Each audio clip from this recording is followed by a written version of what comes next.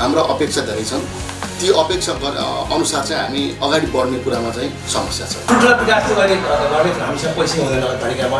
सानातिना कुराहरू विकासहरू कृषि क्षेत्रको शिक्षा क्षेत्रका कुराहरूमा हामीले विकास गरेका छौँ। नागरिकमा अलिकति निराशाको छाइरहेको छ। त्यसले एउटा भ्याकुम, त्यसले एउटा रिक्तताको कारणले गर्दाखेरि फेरि अरू राजनीतिक दुर्घटना, राजनीतिक समस्याहरू आउने। र तपाईँ इतिहास हेर्नु पर्यो कि नेपाली कङ्ग्रेसले मात्रै यस्तो पार्टी हो जसले नेपालका सबै खालका सङ्कटहरूलाई एउटा राम्रो निष्कर्ष दिएको छ। अब उहाँले जे गतिविधि गरिराख्नु भएको छ त्यो चाहिँ अब झुटको खेती हो कि भन्ने शङ्का छ होइन। अब सहमति र सहभागितामा हामी पनि हातैमालो गर्न चाहन्छौँ। विद्रोही भूमिका होइन कि हरेक यसले बनाएको नगर सरकारले बनाएको बजेटहरूमा कानुन बनाउन 3 वर्षसम्म कानुन बनाउन नसकेको चाहिँ राज्यले अब कसरी यसको समाधान गर्ला भन्ने हामीलाई विश्वास छ। हामी जनताको बीचबाटै यो तल भुइँमै बसेर काम गरिरहेको कार्यकर्ता भएको हिसाबले हाम्रो अनुहारलाई यहाँका आम जनसमुदायले एउटा प्रिय सामाजिक कार्यकर्ताको रूपमा लिनुभएको छ।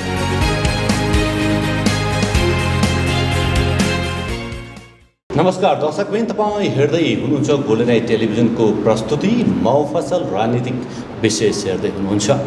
जिल्ला, नगरपालिका, गाउँपालिका, वडासम्म पुग्ने कार्य हाम्रो निरन्तर रहेको छ। हाम्रो टिम पोखरा महानगरपालिकाको वडा नम्बर 10मा आइपुगेको छ। वडा नम्बर 10मा हामी विभिन्न राजनीतिक व्यक्तित्वहरूसँग कुराकानी राख्दैछौँ। कसरी राजनीतिक व्यक्तित्वहरू समाज परिवर्तन, देश परिवर्तन, वडामा परिवर्तन, वडामा विकासका कार्यमा कसरी सहभागी छन्, के गर्दैछन्। हामी सुन्ने गर्छौँ कि विभिन्न नयाँ पार्टीका कुराहरू अहिले पार्टी पनि आएकै आएछन्, अथवा चाहिँ हामीले होइन नयाँ पार्टीका नयाँ विचार सुन्ने गरेका छौँ। तर साँच्चै ती विचार लागू भएका छन्, साँच्चै जनताका हितमा छन् या के छ? खास कुरा मसँग राख्नका लागि कास्की जिल्ला कोषाध्यक्ष हुनुहुन्छ, जनता समाजवादी पार्टी नेपालका हर्क बहादुर गुरुङ हुनुहुन्छ। म उहाँसँगको कुराकानी यहाँ समक्ष राख्ने अनुमति चाहन्छु। म स्वागत गर्न चाहन्छु हर्क बहादुर गुरुङजीलाई। स्वागत यहाँलाई। नमस्कार, धन्यवाद। आराम हुनुहुन्छ? हजुर, आराम हुन्छ। जनता समाजवादी पार्टी नाम त बडा मिठो छ। हजुर, काम कस्तो छ? काम अब यो भर्खरै नयाँ जस्तै पार्टी हो।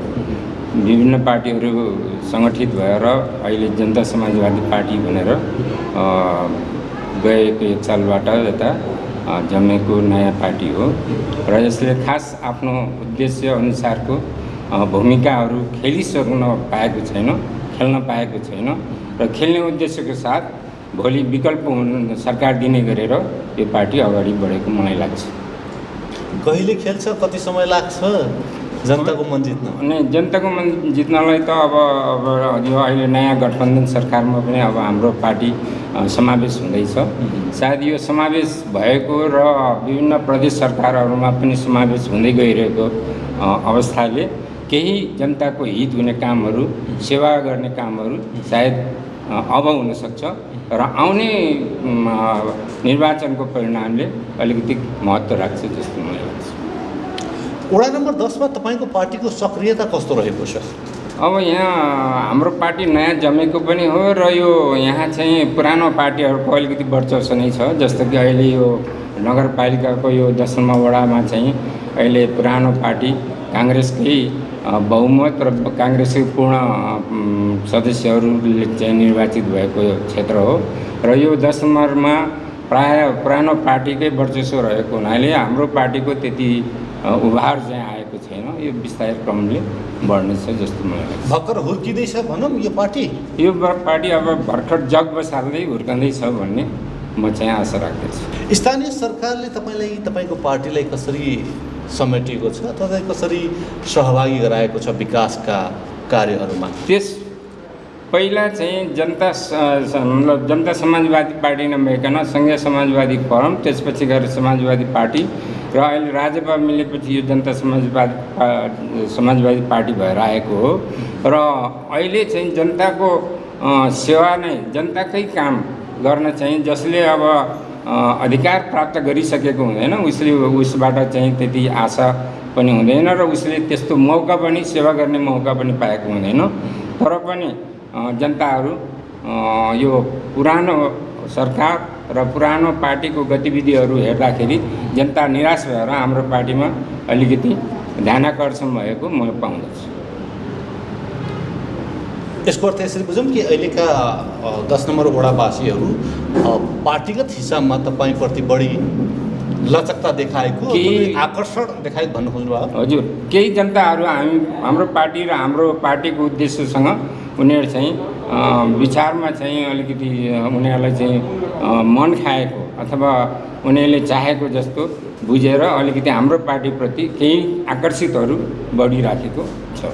तपाईँको पार्टीले वडा नम्बर 10 का युवाहरूलाई चाहिँ कसरी समेट्ने अथवा चाहिँ उहाँलाई राजनीतिमा कसरी सक्रिय गर्ने के छ प्लान चाहिँ? के छ प्लान चाहिँ युवाहरूलाई सक्रिय गर्ने भन्ने नै हो। तर अब मैले भने अघि नै पनि भनेसँगै पुरानो पार्टीहरूकै अलिकति वर्चस्व भएको हुनाले त्यति चाहिँ समेट्न युवाहरू, महिलाहरू आदिहरू चाहिँ अहिले समेटिसकेको र समेट्न सकेको अवस्था अलिकति छैन। यो विस्तार क्रमले चाहिँ देखाउला।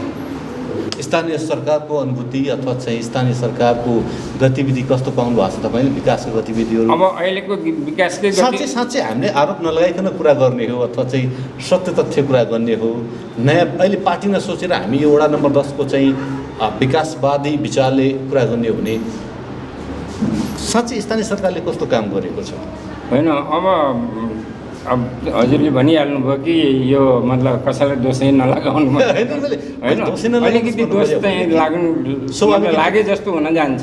र पहिला चाहिँ अब यो एमालेको नै वर्चस्व भएको हुनाले, नगरपालिकादेखि नै वर्चस्व भएको हुनाले यस 10 नम्बर वडामा चाहिँ काङ्ग्रेसको के अरे सरकार भएको हुनाले मतलब वडा सरकार भएको हुनाले नगरपालिकामा एमालेको सरकार अनि वडामा चाहिँ काङ्ग्रेसको सरकार भएको हुनाले एमाले नै जहाँ काङ्ग्रेसको वडामा काङ्ग्रेसले जितेको त्यहाँ नै बजेट दिनलाई यिनीहरूले चाहिँ पहिला पनि त्यसो बाधा अर्चन गरेको हुनाले काङ्ग्रेसी पार्टीबाट मतलब नगरपालिकामा हडतालसम्म बस्ने योजना गरे र त्यही अनुसार त्यही गतिविधि अनुसार सायद हाम्रो 10 नम्बर वडामा सायद पर्याप्त मात्रामा बजेट नआएको हुनाले साह्रै त्यति धेरै विकास भइहालेको जस्तो पनि मलाई लाग्दैन। तपाईँको विचारमा चाहिँ तपाईँ अथवा चाहिँ स्थानीय सरकार अथवा वडा नम्बर 10 को जो स्थानीय सरकार छ त्यो विकासका लागि चाहिँ तम तयारी अवस्थामा छ, तर माथिल्लो जो छ त्यसले सहयोग नगरेको अवस्था यहाँको पार्टीले जस्तो भानुहुन्छ विश्लेषण गरेको? किनभने हामीले 10 नम्बर वडाकै पुरानो गतिविधि हेर्दाखेरि 10 नम्बर वडाले चाहेको जति बजेट चाहिँ नदिएको, पर्याप्त बजेट नदिएको हुनाले यिनीहरूले नगरपालिकामा समेत हडतालसम्म गर्न पुगे भनेपछि सायद त्यति बजेट आएन र त्यो बजेट अनुसार पनि काम पनि भएन अथवा पर्याप्त बजेट नभएको कारणले त्यति विकासको कामहरू हुन पाएन। तपाईँको पार्टीलाई बच्चा भनौँ होइन, बच्चा भन्नुपर्छ। अहिलेको त अब 1 वर्षको शिशु, 1.5 वर्षको। यो पार्टीले के सिक्दैछ त अब अग्रज पार्टीहरूबाट? के सिक्यो? अग्रज पार्टीहरूबाट मुख्य कुरा चाहिँ अब यो जति पनि मतलब गल्तीहरू छन् त्यसलाई चाहिँ निगरानी राख्दै भ्रष्टाचार आदिदेखि लिएर बजेटको बाँडफाँड चाहिँ समानुपातिक हिसाबले चाहिँ बाँडफाँड नभएको हुनाले इत्यादि कुराहरू नै खास गरेर समेटेर अब उपरान्त जसपाले यस्तो स्थानीय सरकार पाउन पायो भने त्यो हुने छैन र विकासको आउनेछ भन्ने मलाई लाग्छ। तपाईँको बोली अथवा चाहिँ तपाईँको पार्टी जे बोल्दैछ त्यसमा कायम रहोस् यी शुभकामना व्यक्त गर्न चाहन्छु, धन्यवाद व्यक्त गर्न चाहन्छु, समय दिनुभयो, आभार व्यक्त गर्न चाहन्छु। थ्याङ्क यू, धन्यवाद। पुनः म जोड्न चाहन्छु मफसल राजनीतिक विशेष तपाईँ हेर्दै हुनुहुन्छ। हामी पोखरा महानगरपालिकाको वडा नम्बर 10 मा छौँ।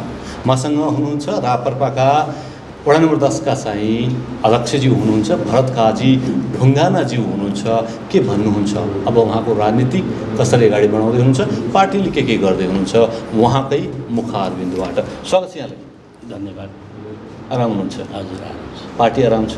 पार्टी अब आरामै भनौँ, थन्किएर बसेको थियो अरे 25 जित्नुभएको थियो। कहिले चलायमान हुन्छ तपाईँको पार्टी? पार्टी चाहिँ चलायमान त झन् के गर्ने, अब त्यो राजनीतिहरू चाहिँ एक ढिका आफै मात्र आफैसँग हुनुपर्छ, अरूले बनाएर हुने कुरा होइन अरे। अब एमाले आयो एमालेतिर जाने, रापरपा आयो रापरपातिर जाने, काङ्ग्रेस आयो काङ्ग्रेसतिर जाने, माओवादी आयो माओवादी जाने। हाम्रो नेता चाहिँ के फेरि भन्ने बेला हिन्दू धर्म भन्ने के। सुविधा भोगी भए नेताहरू भयो एकदम।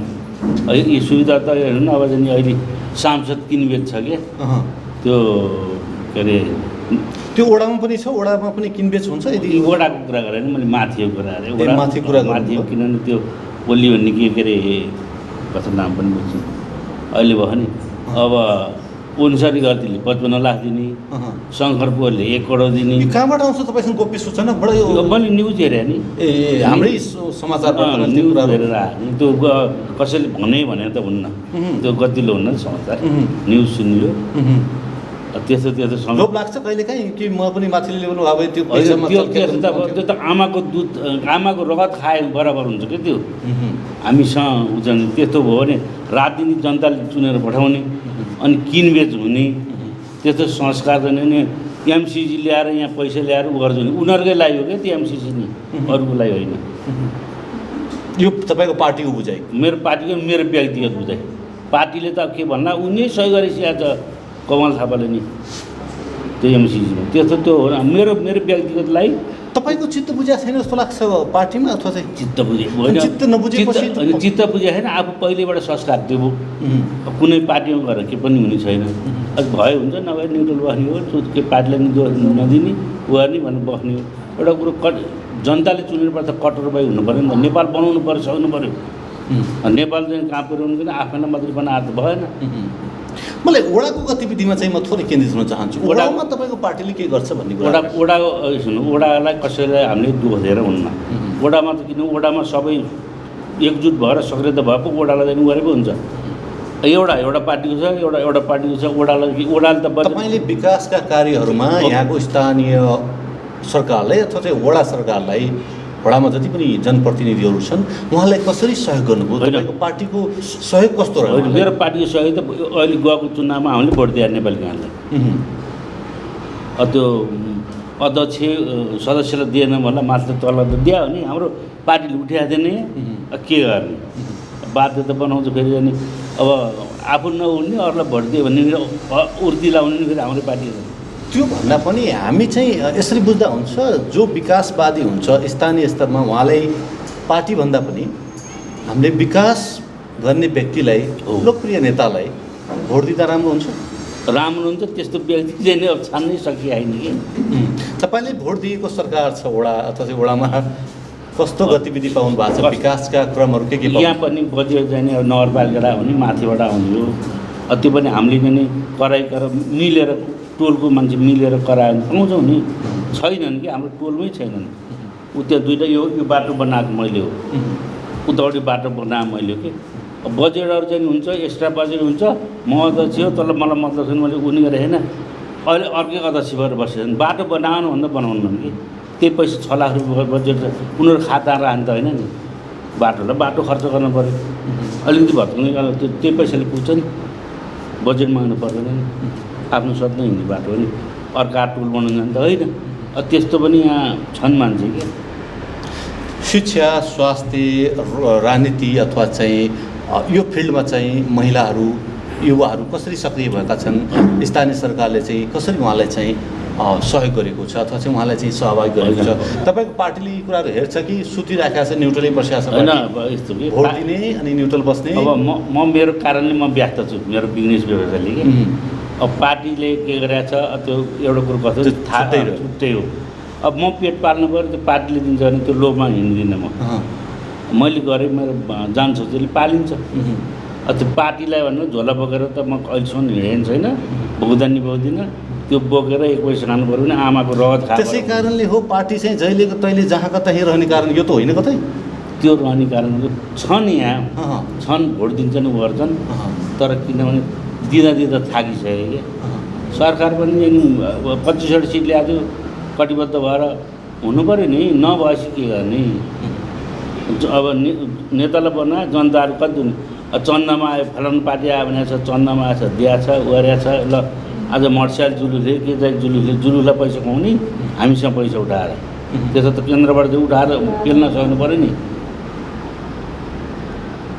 राप्रपाको तपाईँ अध्यक्ष हुनुहुन्छ एकाइमा चाहिँ होइन, अनि भन्दै हुनुहुन्छ आगामी चुनावमा पनि तपाईँको तयारी छैन, फेरि चाहिँ नेपाली काङ्ग्रेसलाई दिने होला, अर्थात् XYZ है होइन कि तपाईँको तयारी के हुने भयो काम गति पार्टी गति म त एउटा बाध्यता भएर पार्टी धान्ने मात्रै म त इच्छा चाहिँ नभएको युवा अरू केटाहरूलाई पनि भर्खरै छोडिदिने म कि युवा चाहियो नि त सधैँ बुढाले कभर हुन्छ नेपाल अब उहाँ अमेरिकामा यो त्यसो भए ओबामाको घर छैन यहाँ चाहिँ अब तल्लो स्तरले चाहिँ महल घर बनाउनु जमी बजार चाहिँ खाने गर्ने युवालाई दिनुपर्छ पार्टी नेतृत्व पार्टी नेतृत्व बाहिर बसेर गाइड गरिदिने कि यसको अर्थ यसरी बुझ्दा हुन्छ हामीले किन पार्टी नेतृत्व गर्ने युवाहरू पनि छैन राप्रपाको यो ओडामा कोही नभएर तपाईँले सम्हालेको अवस्था हो त्यही होइन म त भर्खरै आएँ युवा नेता आएँ म दिन्छु कि उनीहरूलाई पालो दिनु पऱ्यो सधैँ बुढाले गरेर बसेको हुन्छ हुन्न नि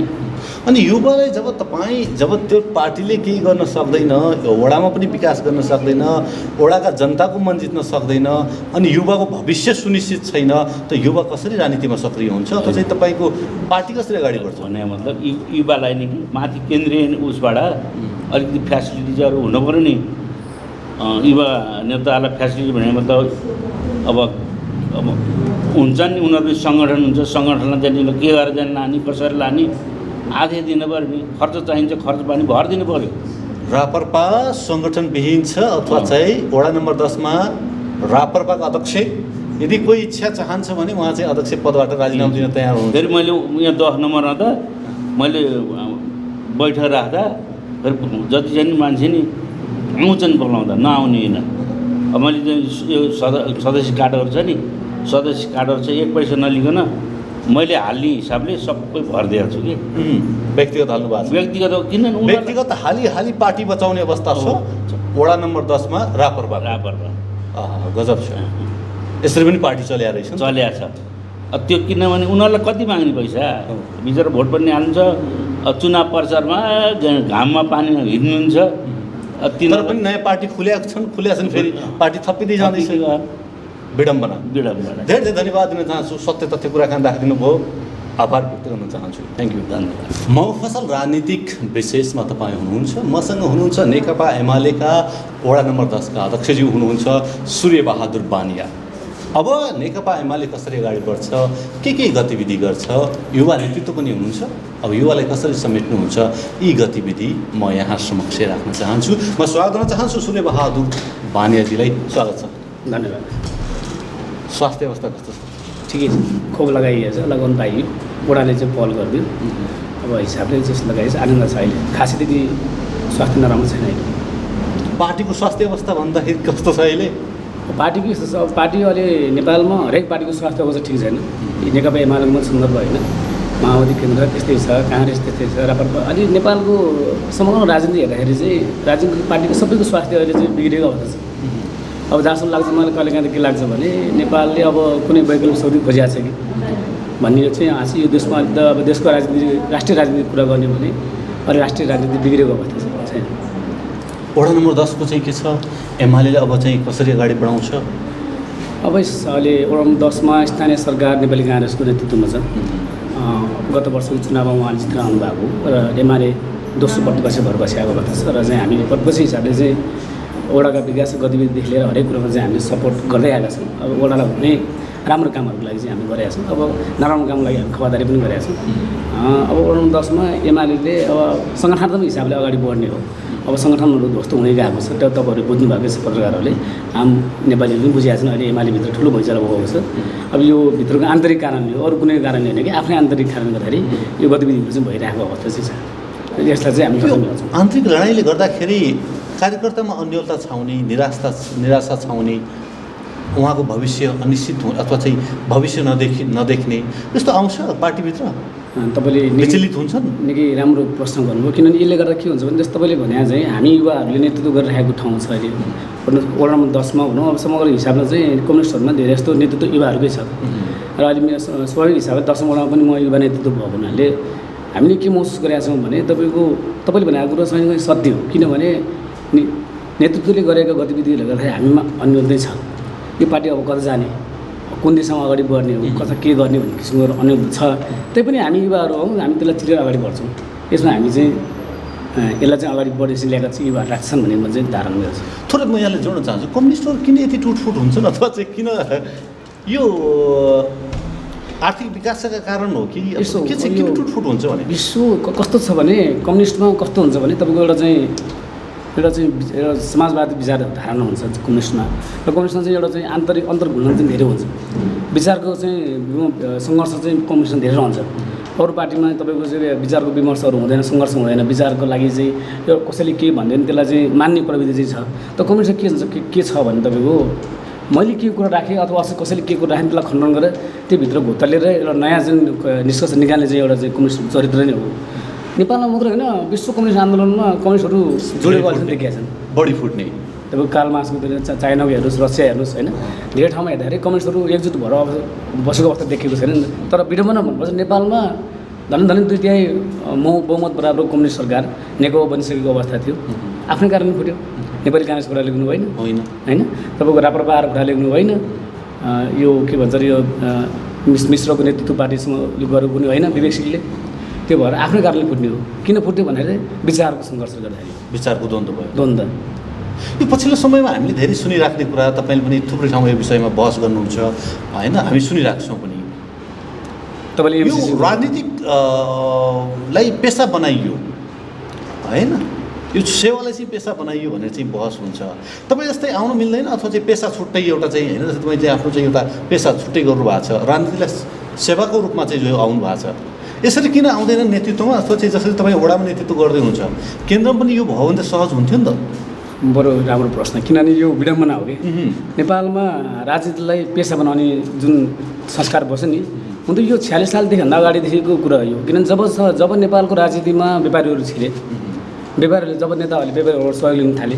त्यसपछि राजनीति पेसा बन्न पुग्यो यो स्पष्ट कुरो 46 सालभन्दा अगाडिको अवस्था र 46 साल पछिको अवस्थामा व्यापारीहरूले चाहिँ नेतालाई खरिद गर्ने नेताहरूको चुनावमा चाहिँ लगानी गरिदिने अति व्यापारीले त भोलि प्रतिफल खोज्छ नि त त्यो भएको हुनाले राजनीतिलाई नेताहरूले होला अब यसमा सबभन्दा बढी कुरो त के छ भने ब्युरोक्रेसी हो नेपालमा सबभन्दा ठुलो यो खतरनाक अवस्था भनेको नेपालको ब्युरोक्रेसी हो जबसम्म यो ब्युरोक्रेसीको अन्त्य हुँदैन तबसम्म नेपालमा चाहिँ विकासका निर्माणका कामहरू अगाडि बढ्छन् जस्तो मलाई लाग्दैन र तपाईँले भने चाहिँ यो कुरा बडो विडम्बना हामी युवाहरूलेसम्म के खोज्छौँ भने युवाहरू आज धेरै युवाहरू खाडीमा गएको छन् आफ्नो पेसा गर्न नेपाली के रोजगार दिन सकेको अवस्था छैन तैपनि तपाईँको नेपालमा भएको नेताहरूले त्यसलाई तपाईँले व्यवसाय बनाइदियो भन्नुभयो वास्तवमा राजनीतिक समाजसेवा हो नि जनप्रतिनिधिले पनि तपाईँको कहिले पनि अब अहिलेको जनप्रतिनिधिहरूमा तपाईँको तलब तोकिया छ क्या हिजो थिएन नि त 46 साल त्योभन्दा पहिलाको जनप्रतिनिधि तलब तोकिएको थिएन अहिले तोकिएको छ भनेपछि यो पेसा हो कि यो चाहिँ समाजसेवा हो त यो त राज्यको नीति नि त्यस्तै बनाएर आएको छ जस्तै मैले कहाँ जोड्नु खोजेँ भने तपाईँको पेसा छुट्टै छ अफसेट प्रेसलाई राख्नु भएको छ पेसा एउटा भयो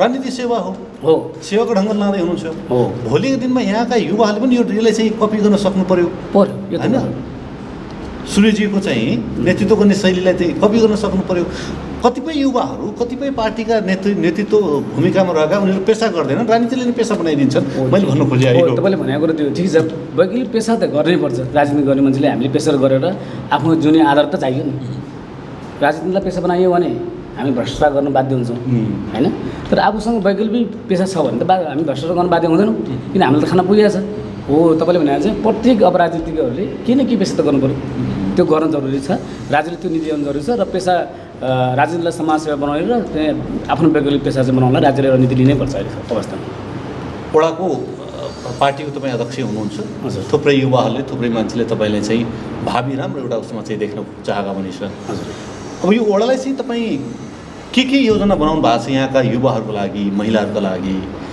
दलित समुदायका लागि के कसरी तपाईँ चाहिँ विकास गर्न चाहनुहुन्छ अथवा चाहिँ के कमजोरी छ अबका दिनमा तपाईँले कसरी वडा विकासको खाका बनाउनुहुन्छ यसो छ अब वडामा विकासको सहिलो छ वडाको विकास गर्ने किन हाम्रो जनसङ्ख्या थोरै भएको ठाउँ हो बसोबासको हिसाबले हाम्रो वडा अलिक ठुलो छ तर जनसङ्ख्या हिसाबले हाम्रो वडा सानो छ तर हामीले शिक्षा स्वास्थ्य र न्यूनतम आधारभूत कुराहरूलाई राम्रो तरिकाले अगाडि बढाउन सक्यो र यहाँका विकास निर्माण कुराहरूलाई अगाडि बढाउन सक्यो र मैले देखेको कुरा त के भने हाम्रो वडा जब 14 सालबाट नेतृत्वमा अहिले राजकुमार गुरुङ दाइ हुनुहुन्छ यहाँ वडा अध्यक्ष होइन उहाँको नेतृत्वमा आएको छ आइसकेपछि वडाले महानगरले यसलाई स्मार्ट सिटी बनाउने अवधारणा अनुसार अगाडि बढ्यो तैपनि खोइ त्यो अनुसारको बजेटिङ त भएको छैन कुनै पनि वडामा भएको छैन अब बजेटिङ गर्ने कुरा जति आउँछ हाम्रो वडाले त्यति नै गरिरहेको छ त्योभन्दा बढी वडाले ल्याउन नसकेको हो कि या चाहिँ महानगरले दिन नसकेको हो या राजनीति मिलेन कि त्यो हुनसक्छ। नेपालमा यही त छ अहिलेको अवस्था। किनकि खरो बोल्नु मेरो अलिक सोच फरक छ। मेरो पार्टीको चाहिँ नेतृत्व छ महानगरमा भने पनि मैले भन्नुपर्छ, वडामा नेपाली काङ्ग्रेस नेतृत्व भयो भने पनि त यदि फरक राजनीतिक धारको मान्छेको नेतृत्व भएको ठाउँमा बजेट दिनुहुन्न भन्ने भावना त राख्नु हुँदैन नि त। यो वडा त अरूले वडा त भोट हाले प्रतिपक्ष सेकेन्ड त एमाले हो नि त। तपाईँको 1300 भोट त ल्याएको छ नि एमाले ल्याएको छ नि, 1446 भोट त काङ्ग्रेसले ल्याएको, धेरै भोट अन्तर त छैन। तैपनि तपाईँको त्यो हिसाबले चाहिँ हेर्दाखेरि बजेटिङ दिनुपर्छ, विकास गर्ने। मैले यो कुरा मैले अध्यक्षलाई मैले राखेको हो, तपाईँले नसके हो कि मान्नु नदियो भन्नुहोस्, हामी हामी हामी जान्छौँ, हामी कुरा गर्छौँ महानगर प्रभु छ भन्ने कुरा हो। र हामीले चाहिँ थुप्रै विचारले चाहिँ एउटा फेसबुकमा पनि हाल्यो भने त्यसले त्यही एउटा माहौल बनाउँछ है। थुप्रै कुराले चाहिँ तपाईँको विचारले चाहिँ एउटा माहौल चाहिँ बनाउँछ। अनि युवा नेता पनि हुनुहुन्छ, तपाईँको दृष्टिमा चाहिँ महिलाले चाहिँ हेर्नुहोस् त वडा 33वटा वडामा एउटा मात्र महिला अध्यक्ष छ होइन भनौँ म यो विषयमा महिला पछाडि पर्नु कारण के, अथवा चाहिँ तपाईँको पार्टीले पछाडि राख्नु कारण के, अथवा तपाईँको पार्टीले अब महिलालाई कसरी अगाडि बढाउँछ? यसो हो कि मैले एउटा कुरो बुझ्दिनँ कि 33% महिलालाई अधिकार सुनिश्चित गरेको छ राज्यको कानुन। खोइ त अब अहिले तपाईँले वडाको कुरा गर्नुभयो, अहिले बनेको प्रदेश सभा सरकारमा तपाईँको महिला कल्याण मन्त्री छ, तपाईँले देखाउनुहोस् त छ मन्त्री, एउटा मन्त्री माया चाहिँ हुनुहुन्छ मन्त्री, अरू कुनै महिला मन्त्री हुन सकेका छन्? त्यो पुरुष किन बोल्दैन, तपाईँसँग नेतृत्व किन बोल्दैन? हामीले यो आवाज बुलन्द तपाईँले समाज सञ्जालदेखि लिएर हामीले आवाज बुलन्द गरेकै छौँ। र यसमा मैले आम महिला दिदीबहिनीहरूलाई पनि भन्न चाहन्छु क्या, आम महिला दिदीबहिनीहरूले पनि यसमा चाहिँ तपाईँको चाहिँ आवाज बुलन्द गर्न सकिराख्नु भएको छैन। 2-4जनाले लेख्नुहुन्छ त अलिकति शक्तिमा भएको महिलाहरू त पहुँचमा भएको महिला दिदीबहिनीहरूले यो आवाज बुलन्द गरेर आन्दोलन गर्नुहोस् त हामी पनि साथ दिन्छौँ। हामीले भनेको छौँ 33% महिला भनेको छ, खोइ त महानगरमा एउटा महिला वडा अध्यक्ष छ होइन, तपाईँको प्रदेश सरकारमा एउटा महिला मन्त्री छ, अनि यही हो 33% अधिकार। त्यो भएर महिलाहरूले लड्नको लागि पुरुषकोहरूको साथ चाहिएन क्या। अब उहाँहरू ड्रिलबाट अगाडि बढ्यो भने हुन्छ, र यसमा हामी जस्ता युवा नेतृत्वहरूले चाहिँ महिलाहरूलाई साथ हामी दिन्छौँ। हाम्रो कुरा चाहिँ यो छ कि महिलालाई दिनैपर्छ भन्ने हाम्रो भावना हो। अबको तपाईँको राजनीतिक पाइला के हुने, अथवा चाहिँ अब हामी चाहिँ यहाँको वडा नम्बर 10 का वासीहरूले चाहिँ कहाँ पाउनुहुन्छ, अथवा चाहिँ कुन पोजिसनमा पाउनुहुन्छ, केही छ भिजन प्लानहरू? म अबको यसमा चाहिँ यसो गर्छु, मेरो तयारी यो हुँदैछ, यसो छ। अब पार्टीले मलाई यहाँसम्म दिने सम्भावना छ? योभन्दा अगाडि पनि एउटा अध्यक्ष उम्मेदवार भएकै पराजित वडा अध्यक्ष नै हो म। त्यो भएको हुनाले फेरि पनि त मेरो चाहना त रहन्छ, किनभने मलाई वडाको माया छ, वडाले विकास गर्नुपर्ने छ, वडामा धेरै कुराहरू गर्नुपर्ने छ। अहिलेको अध्यक्षज्यूहरूले अहिलेको जनप्रतिनिधि गर्नुभएको छ, त्यसलाई गर्नु नगर्नुभएको भन्नु मिल्दैन। तैपनि पार्टीले टिकट दियो भने मेरो चाहना वडा अध्यक्ष नै हो, र यसलाई अगाडि बढाएर अलिकति थोरै युवाहरूको नेतृत्वमा आयो भने सायद केही परिवर्तन हुन्छ कि भन्ने आशा चाहिँ हो। र मैले चाहिँ बनाइरहेको छु भूमिका। अब आम जनताले चाहिँ हामीलाई अब माया गर्ने नगर्ने त्यो जनताको कुरा छ। अब भोलि चुनावमा खत्दाखेरि चाहिँ अब यहाँहरूले चाहिँ भोलि साथ दिनुहुन्छ कि दिनुहुन्न, सूर्य बान्यालाई यहाँले कसरी लिनुहुन्छ यो यहाँहरूमा छोड्न चाहन्छु। धेरै धन्यवाद दिन चाहन्छु मिठो कुराकानीको लागि, सत्यता कुराकानीको लागि आभार व्यक्त गर्दछु। Thank you so much. धन्यवाद। मफसल राजनीतिक विशेष तपाईँ हेर्दै हुनुहुन्छ। हामी पोखरा महानगरपालिकाको वडा नम्बर 10 मा छौँ। यहाँको राजनीतिक अवस्था के हुँदैछ, अथवा चाहिँ अब यहाँका नेताहरूले वडालाई कसरी विकास गर्ने, यी कुराकानी राख्न चाहन्छु। मसँग हुनुहुन्छ नेकपा माओवादी केन्द्रका वडा नम्बर 10 का अध्यक्षजी हुनुहुन्छ किरण प्रसाद भट्टसन हुनुहुन्छ। म उहाँलाई स्वागत गर्न चाहन्छु। कसरी अब राजनीति अगाडि बढ्छ वडा नम्बर 10 को स्वागत छ यहाँलाई। नमस्ते। आराम हुन्छ? हजुर। तपाईँको पार्टी सधैँ सत्तामा रहने है? हजुर। यो कस्तो हुँदो रहेछ भने यो जब नेपाल कम्युनिस्ट पार्टी माओवादी 2064 सालमा पहिलो पार्टी भएर उपस्थित भयो, त्यसपछि पार्टीको अलिकति खिचतानीले गर्दाखेरि अहिले तेस्रो अवस्थामा विद्यमान स्थिति रहेको छ।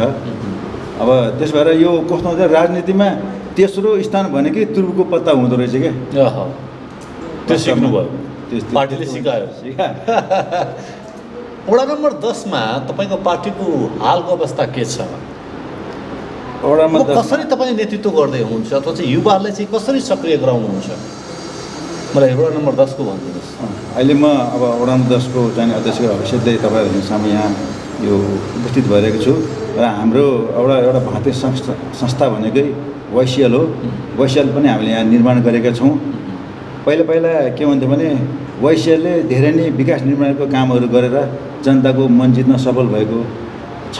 यो भारतीय सङ्गठनको तर्फबाट पनि र पार्टीको तर्फबाट पनि हामीले चाहिँ वास्तवमा जब 64 सालमा चाहिने 81 चाहिने ठुलो पार्टी भएर उपस्थित भयो, तत्पश्चात अहिले चाहिने पार्टीमा इन्भल्भ त भइरहेको छ।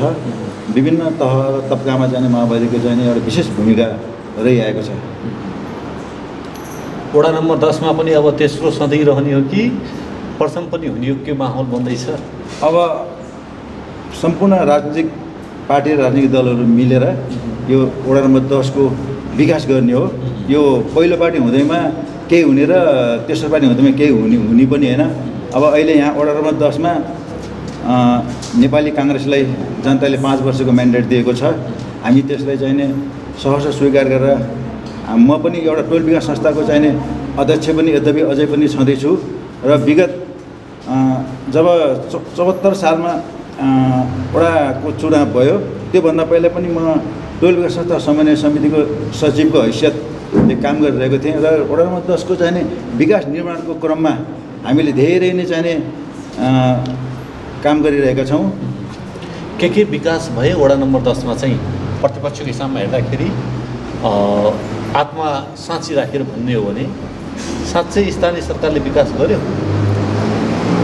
खासमा के छ भने यहाँ जहिले पनि चाहे केन्द्र सरकार होस्, चाहे त्यो प्रदेशको सरकार होस्, चाहे स्थानीय सरकार होस्, हाम्रो यहाँ चलन के छ भने सत्ता पक्षलाई विपक्षले सत्ता पक्षले गरेको काम चाहिने जहिले पनि चाहिने कहाँ अवगुण छ त्यो मात्रै हेर्ने चलन छ। गुण यो गर्यो भनेर हेर्ने चलन छैन कि कहाँनिर चाहिने गल्ती छ, अवदोष छ त्यो मात्रै हेर्ने चलन छ। तर हामीले चाहिँ म अथवा मेरो पार्टीले त्यो कहिले पनि हेर्दैन। हामी चाहिँ सम्पूर्ण चाहिने राजनीतिक दलहरूसित सहभागी भएर कसरी वडा नम्बर 10 को मात्रै नभइकन सम्पूर्ण नेपालकै कसरी विकास गर्न सकिन्छ भनेर हामी रात दिन त्यो नै सोचिरहेका छौँ। वडा नम्बर 10 मा चाहिँ के विकास पाउनुभयो? अब अहिले यहाँ अहिले वास्तवमा सुरुमा अहिले यहाँ चाहिँ यो कोरोनाको महामारी भएको बेलामा वडा नम्बर 10 ले चाहिने खोपको लागि राम्रै चाहिने प्रोग्रेस गरिरहेको छ, लगाइरहेको छ। फेरि आज भोलि पनि यहाँ अब खोप लगाउने दोस्रो पटकको खोप लगाउने कार्यक्रम छ। हामी चाहन्छौँ हामी जम्मैले चाहिने विभिन्न राजनीतिक दलहरूले यसलाई सहयोग गरेर सफल बनाउने हो। एउटै पार्टीले मात्रै म मात्रै गर्छु, म मात्रै नाम कमाउँछु भन्यो भने त्यो झन् उल्टो पर्न सक्छ। हामी जम्मै मिलेर यहाँको चाहिने वडा नम्बर 10 को चाहिने सरकार भनेको नेपाली काङ्ग्रेस हो। नेपाली काङ्ग्रेसले चाहिने म मात्रै सबै गरेर गर्छु, अरू पार्टीलाई बाहेक गरेर गर्छु भनेर सोच्नु पनि हुँदैन। जम्मै पार्टीलाई समेटेर जम्मै पार्टीलाई साथमा लिएर चाहिने यो वडा नम्बर 10 को विकासको लागि मनमा सोच्यो भने जे पनि हुनसक्छ। तपाईँको कुरालाई म दोहोऱ्याउन चाहन्छु। सहभागिता गराएको छ सबै पार्टीलाई चाहिँ विकासका कार्यमा चाहिँ वडा अध्यक्षज्यूले अथवा चाहिँ जनप्रतिनिधिहरूले चाहिँ सहभागी गराउनु भएको छ, साथसाथै लानु भएको छ? हामी साथसाथै छौँ र म पहिला यो 74 सालको चुनावभन्दा अगाडि सरकारै थिएन। हामी चाहिँ टोल विकास संस्थाहरू 33 वटा टोल विकास संस्था छ। 33 वटा टोल विकास संस्थाका चाहिँ अध्यक्षहरूबाट एउटा अध्यक्ष, सचिव, सदस्य चुनेर एउटा हामीले कार्य समिति बनाएका थियौँ। त्यही अन्तर्गत हामीले चाहिँ करिब 10 वर्षसम्म त हामीले चाहिँ टोल विकास संस्था समन्वय समितिको तर्फबाट नै हामीले टोल यो वडा नम्बर 10 को विकास निर्माणका काममा हामीले महत्त्वपूर्ण भूमिका निर्वाह गरेका थियौँ। र अहिले चाहिँ त्यो हामी चाहिँ यो टोल विकास संस्था समन्वय समिति चाहिँ अहिले छायामा परेको छ। निर्वाचित सरकार आएको भएर अहिले चाहिँ निर्वाचित सरकारको हातमा छ। हामीले पनि निर्वाचित सरकारलाई सहयोग गरिरहन्छौँ र गरिरहेका छौँ। गर्नु पनि पर्दछ। तपाईँ राजनीतिकै साथसाथै एउटा राम्रो व्यवसायी पनि हो है। युवालाई चाहिँ पार्टीको पछि अथवा चाहिँ बाइक र्यालीमा दौडाउनु भन्दा पनि व्यावसायिक बनाउँदाखेरि अर्थतन्त्र पार्टीको विकास हुन्थेन र के हुन्थ्यो? अथवा चाहिँ यसलाई यसरी सोच्न सकिन्छ कि यसरी परिकल्पना गर्न सकिन्छ कि सकिँदैन? युवालाई पार्टीका र्याली भन्दा पनि उहाँहरूलाई चाहिँ व्यावसायिक बनायो भने पार्टी विकास हुन्थ्यो कि अर्थतन्त्र बलियो हुन्थ्यो कि? हामीले कहिले पनि चाहे त्यो चुनावमा होस्, चाहे कुनै सभा सेमिनार गोष्ठीमा होस्, हामीले कहिले पनि मोटरसाइकल दौडाउने काम गरेनौँ। अरू पार्टीले गरेन त्यो हामीले भन्न चाहन्नौँ। हामीले चाहिने जहिले पनि कसरी हुन्छ, यो वडा नम्बर 10 को विकास कसरी गर्ने भन्ने बारेमा नै हामी रात दिन सोध्दछौँ र पार्टीको विषयमा कुरा गर्दाखेरि हामीले कहिले पनि अरू पार्टीलाई नेगेटिभ सोचेनौँ र हामीले कहिले पनि चुनावमा पनि हामीले सादा तरिकाले जनतासँग भोट माग्न गयौँ, जनतासँग भोट पनि माग्यौँ। म पनि स्वयं चुनाव लडेको मान्छे हो वडा नम्बर 10 मा र यहाँका जनताले अहिले चाहिँ नि 5 वर्षको लागि नेपाली काङ्ग्रेसले चाहिँ साथ दिएको छ। नेपाली काङ्ग्रेसले चाहिँ यो देश यो वडा नम्बर 10 को विकास गरोस्, हामी चाहिँ नि वडा नम्बर 10 लाई र काङ्ग्रेसलाई विकास निर्माण गर्न हामी सदैव सहयोग गर्न तयार छौँ र गरिरहेका पनि छौँ। तपाईँको पार्टीले चाहिँ महिलाको कुरा खुबै उठाउँछ, नारा पनि उठाउँछ हैन? गुड। तर अन्य पार्टीले चाहिँ टिकटै दिँदो रहेछ, तपाईँको पार्टीबाट चाहिँ कमाउँछ यो चाहिँ हैन, अथवा चाहिँ माथिल्लो पोस्टमा चाहिँ नल्याउँदो रहेछ भन्ने आरोप पनि लाग्छ तपाईँले। तर नारा चाहिँ उठाउने, व्यवहारमा चाहिँ कार्यान्वयन किन नगर्ने तपाईँले गर्छ? तपाईँले एकदम सही कुरा गर्नुभयो। अहिले वास्तवमा एकदम सही प्रश्न गर्नुभयो। वास्तवमा नेपालको इतिहासमा यो समावेशीकरण भन्ने जुन सिद्धान्त माओवादी नेपाल कम्युनिस्ट पार्टी माओवादी केन्द्रले अपनायो, त्यही अनुसार नै देश चलिरहेको छ। माओवादीको सिद्धान्तमै यो देश चलिरहेको छ। किन भनेर भन्नुहुन्छ भने अहिले जति पनि निर्वाचित महिलाहरू हुनुहुन्छ, दलितबाट एकजना अनिवार्य त उठाउनै पर्छ, वडामा होस् चाहे केन्द्रमा होस् चाहे प्रदेशमा, त्यो माओवादीकै चाहिने उद्देश्य हो र माओवादीकै। र त्यसपछि एउटा दलित महिला भयो, एउटा महिला पनि एउटा महिलालाई चाहिँ नि अझ 33% भन्छ नि, यहाँ प्रत्येक वडामा एउटा महिला अनिवार्य, त्यो चाहिँ नि माओवादीको माग थियो र त्यो सफल पनि भएको छ। र झन् भएन भनेर प्रत्येक वडामा एउटा दलित महिला समावेश हुनुपर्छ भनेर जुन माओवादीको माग थियो, त्यो चाहिँ नि त्यही सिद्धान्तमा चाहिँ नि देश चलिरहेको छ। र प्रत्येक वडामा अहिले कुनै पनि वडामा जानुहोस्, एउटा दलित महिला अनिवार्य रूपमा चाहिँ नि कुनै न कुनै रूपमा उहाँहरू वडा सदस्यहरूमा होस् चाहे अध्यक्षहरूमा होस् उहाँहरू उपस्थित हुनुभएको छ। त्यो नै माओवादीको माग थियो र सफल भएको छ भन्ने मेरो विश्वास छ। ठिक छ, यो तपाईँले भन्नुभयो सबै पार्टीले पनि क्रेडिट लिन्छ नि, यो एउटा कुरा रह्यो। बेरोजगार युवालाई रोजगार दिने जिम्मेवारी, रोजगारका लागि कुरा उठाउने पनि तपाईँकै पार्टी हो। अनि अहिले पनि बेरोजगार छन्, वाइसिएल बेरोजगार छ, बल्ल फेरि सङ्गठित गर्दै हुनुहुन्छ के का लागि? अब वाइसिएल किन सङ्गठित हुनु पऱ्यो? यस्तो वडामा सङ्गठन हुँदैछ भन्ने यो चाहिँ आएको छ होइन, तपाईँ आफै पनि बोल्दै हुनुहुन्छ अब चाहिँ हामी सङ्गठित गर्दैछौँ। के छ तयारी, के छ अब तपाईँको पार्टीको तयारी पनि छ। वास्तवमा कुरा के हो भने जब 2064 सालमा नेपाल कम्युनिस्ट पार्टी माओवादी भन्ने पार्टी जुन पहिलो पार्टीमा उपस्थित भयो, तब 9 महिना करिब सरकार चलाएपछि माओवादीले के लाग्यो भने यो देशमा गणतन्त्र ल्याएको माओवादी हैन, धर्मनिरपेक्षता के अरे गणतन्त्र र प्लस 250 वर्षसम्म शासन गरेको राष्ट्र संस्थालाई फाल्ने पार्टी नेपाल कम्युनिस्ट पार्टी माओवादी हो। त्यसो भएको हुनाले जनआन्दोलन नै भनौँ त्यो समग्र 64 सालको चुनावमा त्यसरी ठुलो पार्टी भएपछि हाम्रा केन्द्रीय अध्यक्षज्यूलाई के लाग्यो भने त्यहाँ सरकार चलाउने निकै गाह्रो भयो। 64 सालमा ठुलो पार्टी भएर आए पनि अब जनताको म्यान्डेट पाउँछु अब भनेर चाहिँ उहाँले चाहिँ कुर्सीमा बस्नुभन्दा बरु अझ जनताको चाहिँ साथमा गएर फेरि चाहिँ जनताको म्यान्डेटले सरकार चलाउँछु भन्दा त्यतिखेर चाहिँ भर्खरै चाहिँ आएको माओवादीले सरकार के हो भन्ने कुरा नै राम्रोसँग बुझ्न सकेन के। त्यो नसक्नुको कारणले गर्दाखेरि माओवादी अलिक पछि पर्न गयो, चिप्लियो, त्यसले गर्दाखेरि वडामा पनि भयो। त्यतिखेर तत्कालै यदि माओवादीको केन्द्रीय अध्यक्ष पुष्पकमल दाहाल प्रचण्डले यदि स्वार्थवश मात्रै लागेको भए त्यतिखेर तत्कालीन चाहिने वडामा प्रत्येक नेपालमा कति 764 53 कतिवटा जाने वडा समिति कार्यालय छ, त्यतिखेर नै चुनाव गरिदिएको भए करिब चाहिँ 50% त माओवादी आइसक्थ्यो। तर तपाईँको आकलन रह्यो त्यो चाहिँ त्यतिखेर चाहिँ सोच्न भ्याएन माओवादीले। ठिक छ, जसको कारणले गर्दा पछि पर्दा वडा कार्यालयमा अबको चाहिँ प्लान अथवा चाहिँ अबको तपाईँको योजना अथवा चाहिँ अबको तपाईँलाई कसरी देख्छन् यहाँ वडावासीहरूले, अथवा चाहिँ अब तपाईँ नेक्स्ट चुनावको लागि घर दैलो जाने समय पनि आउँदैछ, के तयारी गर्दै हुनुहुन्छ? तयारी त छ। त्यो चुनावको भन्दा पनि म चाहिँ एउटा टोल विकास संस्थाको अध्यक्ष र को हैसियतले र यही वडा नम्बर 10 मै जन्मिएको, यहीँ हुर्केको, यहीँ बढेको हिसाबले मैले चाहिँ प्रत्येक विकास निर्माणको काममा चाहिँ मैले निहालिरहेको छु कसरी विकास गर्ने, कसरी के गर्दा ठिक होला। यसको मतलब काङ्ग्रेसबाट तपाईँ सिक्दै हुनुहुन्छ, अब आगामी दिनमा चाहिँ त्यो सिकिसके पश्चात बल्ल लागू गर्नुहुन्छ, यही बुझौँ। अब विकास निर्माण काम अबको चुनावमा हामीले जित्यौँ भने हामीले यो हामी सहकार्य गरेर धेरै विकास निर्माणको कामहरू गर्ने हाम्रो योजना छ। धेरै धेरै धन्यवाद दिन चाहन्छु मिठो कुराकानीको लागि, धन्यवाद।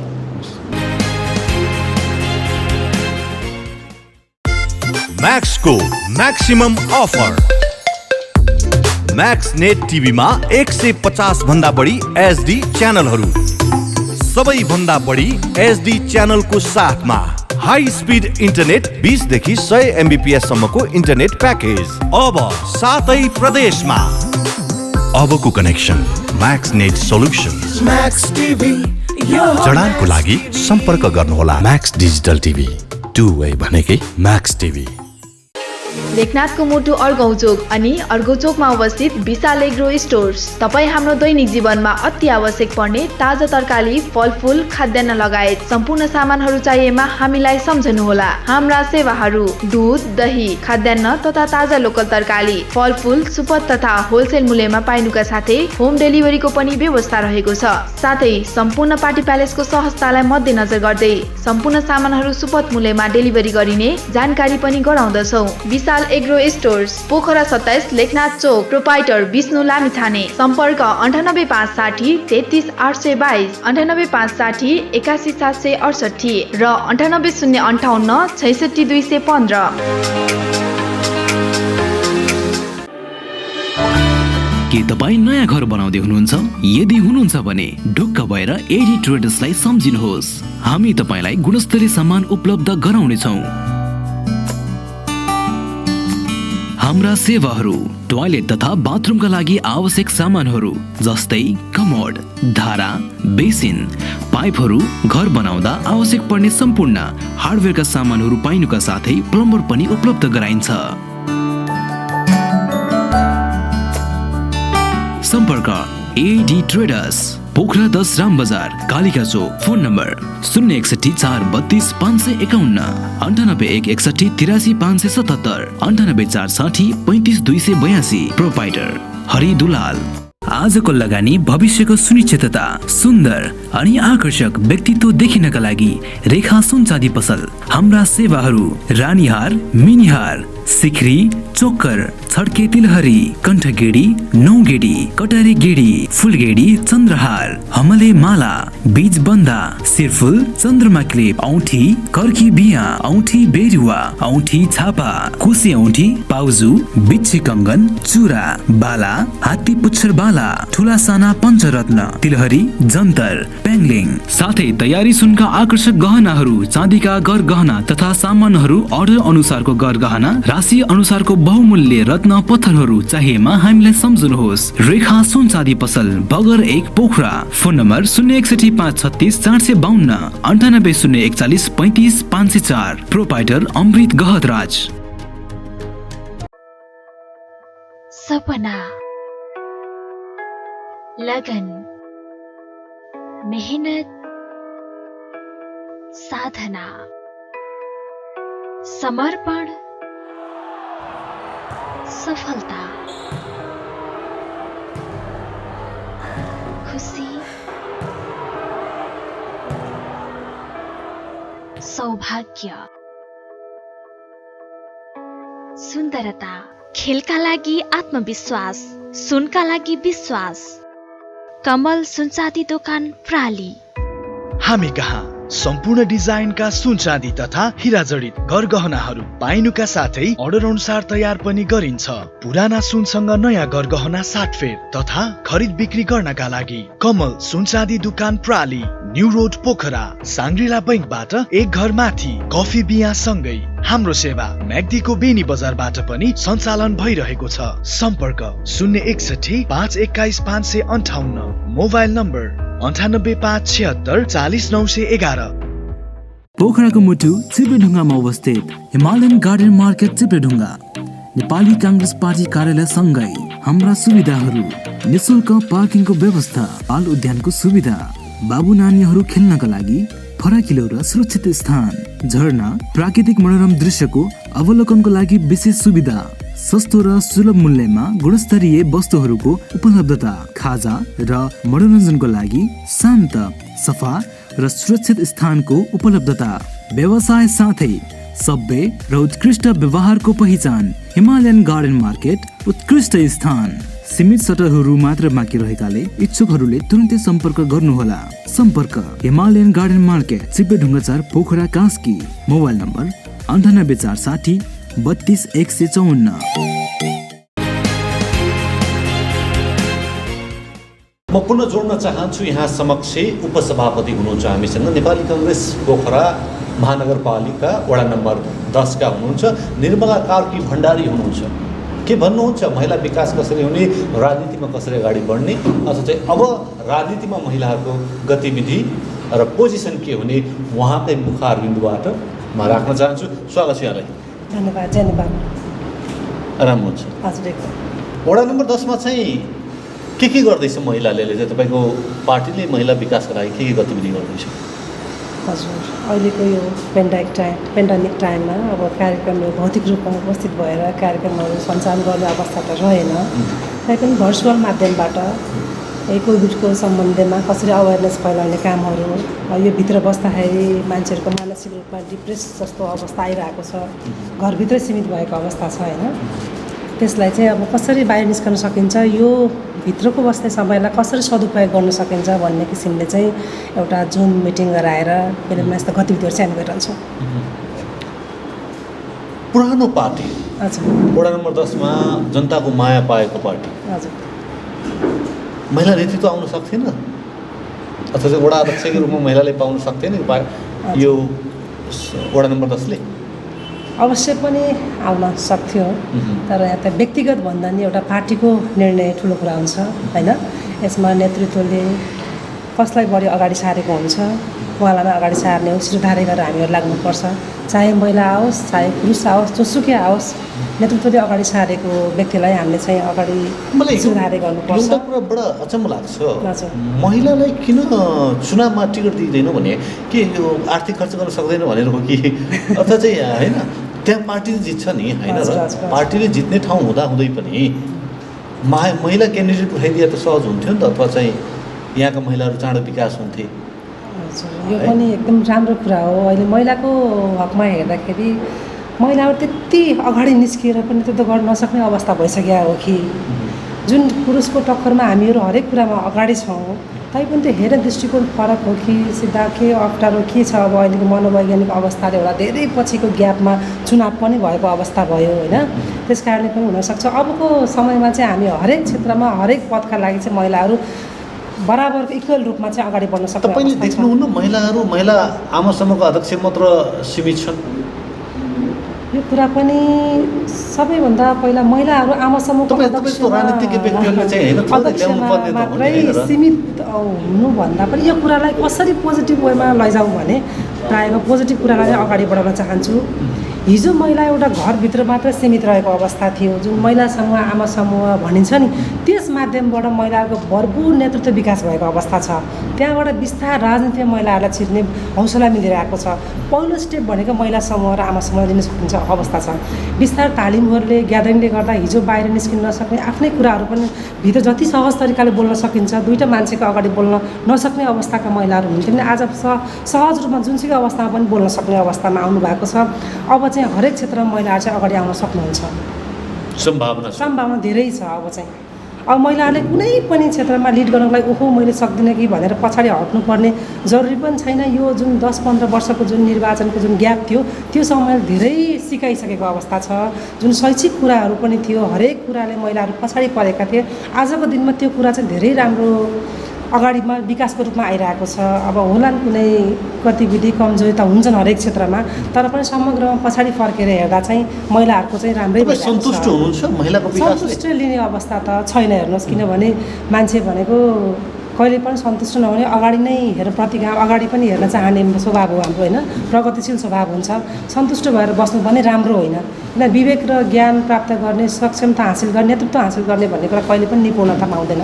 जति अगाडि बढ्यो उति अगाडि बढ्नु मन छ, जति माथि गयो उति माथि चढ्नु मन लाग्छ। यसरी नै अगाडि बढ्यो भने महिलाहरू चाहिँ हरेक क्षेत्रमा चाहिँ अगाडि आउन सक्छन्। तपाईँ उपसभापति पनि हुनुहुन्छ होइन? वडाका थुप्रै महिलाहरूसँग तपाईँको चाहिँ टचमा हुनुहुन्छ अथवा चाहिँ भेटघाट बढी हुन्छ होला।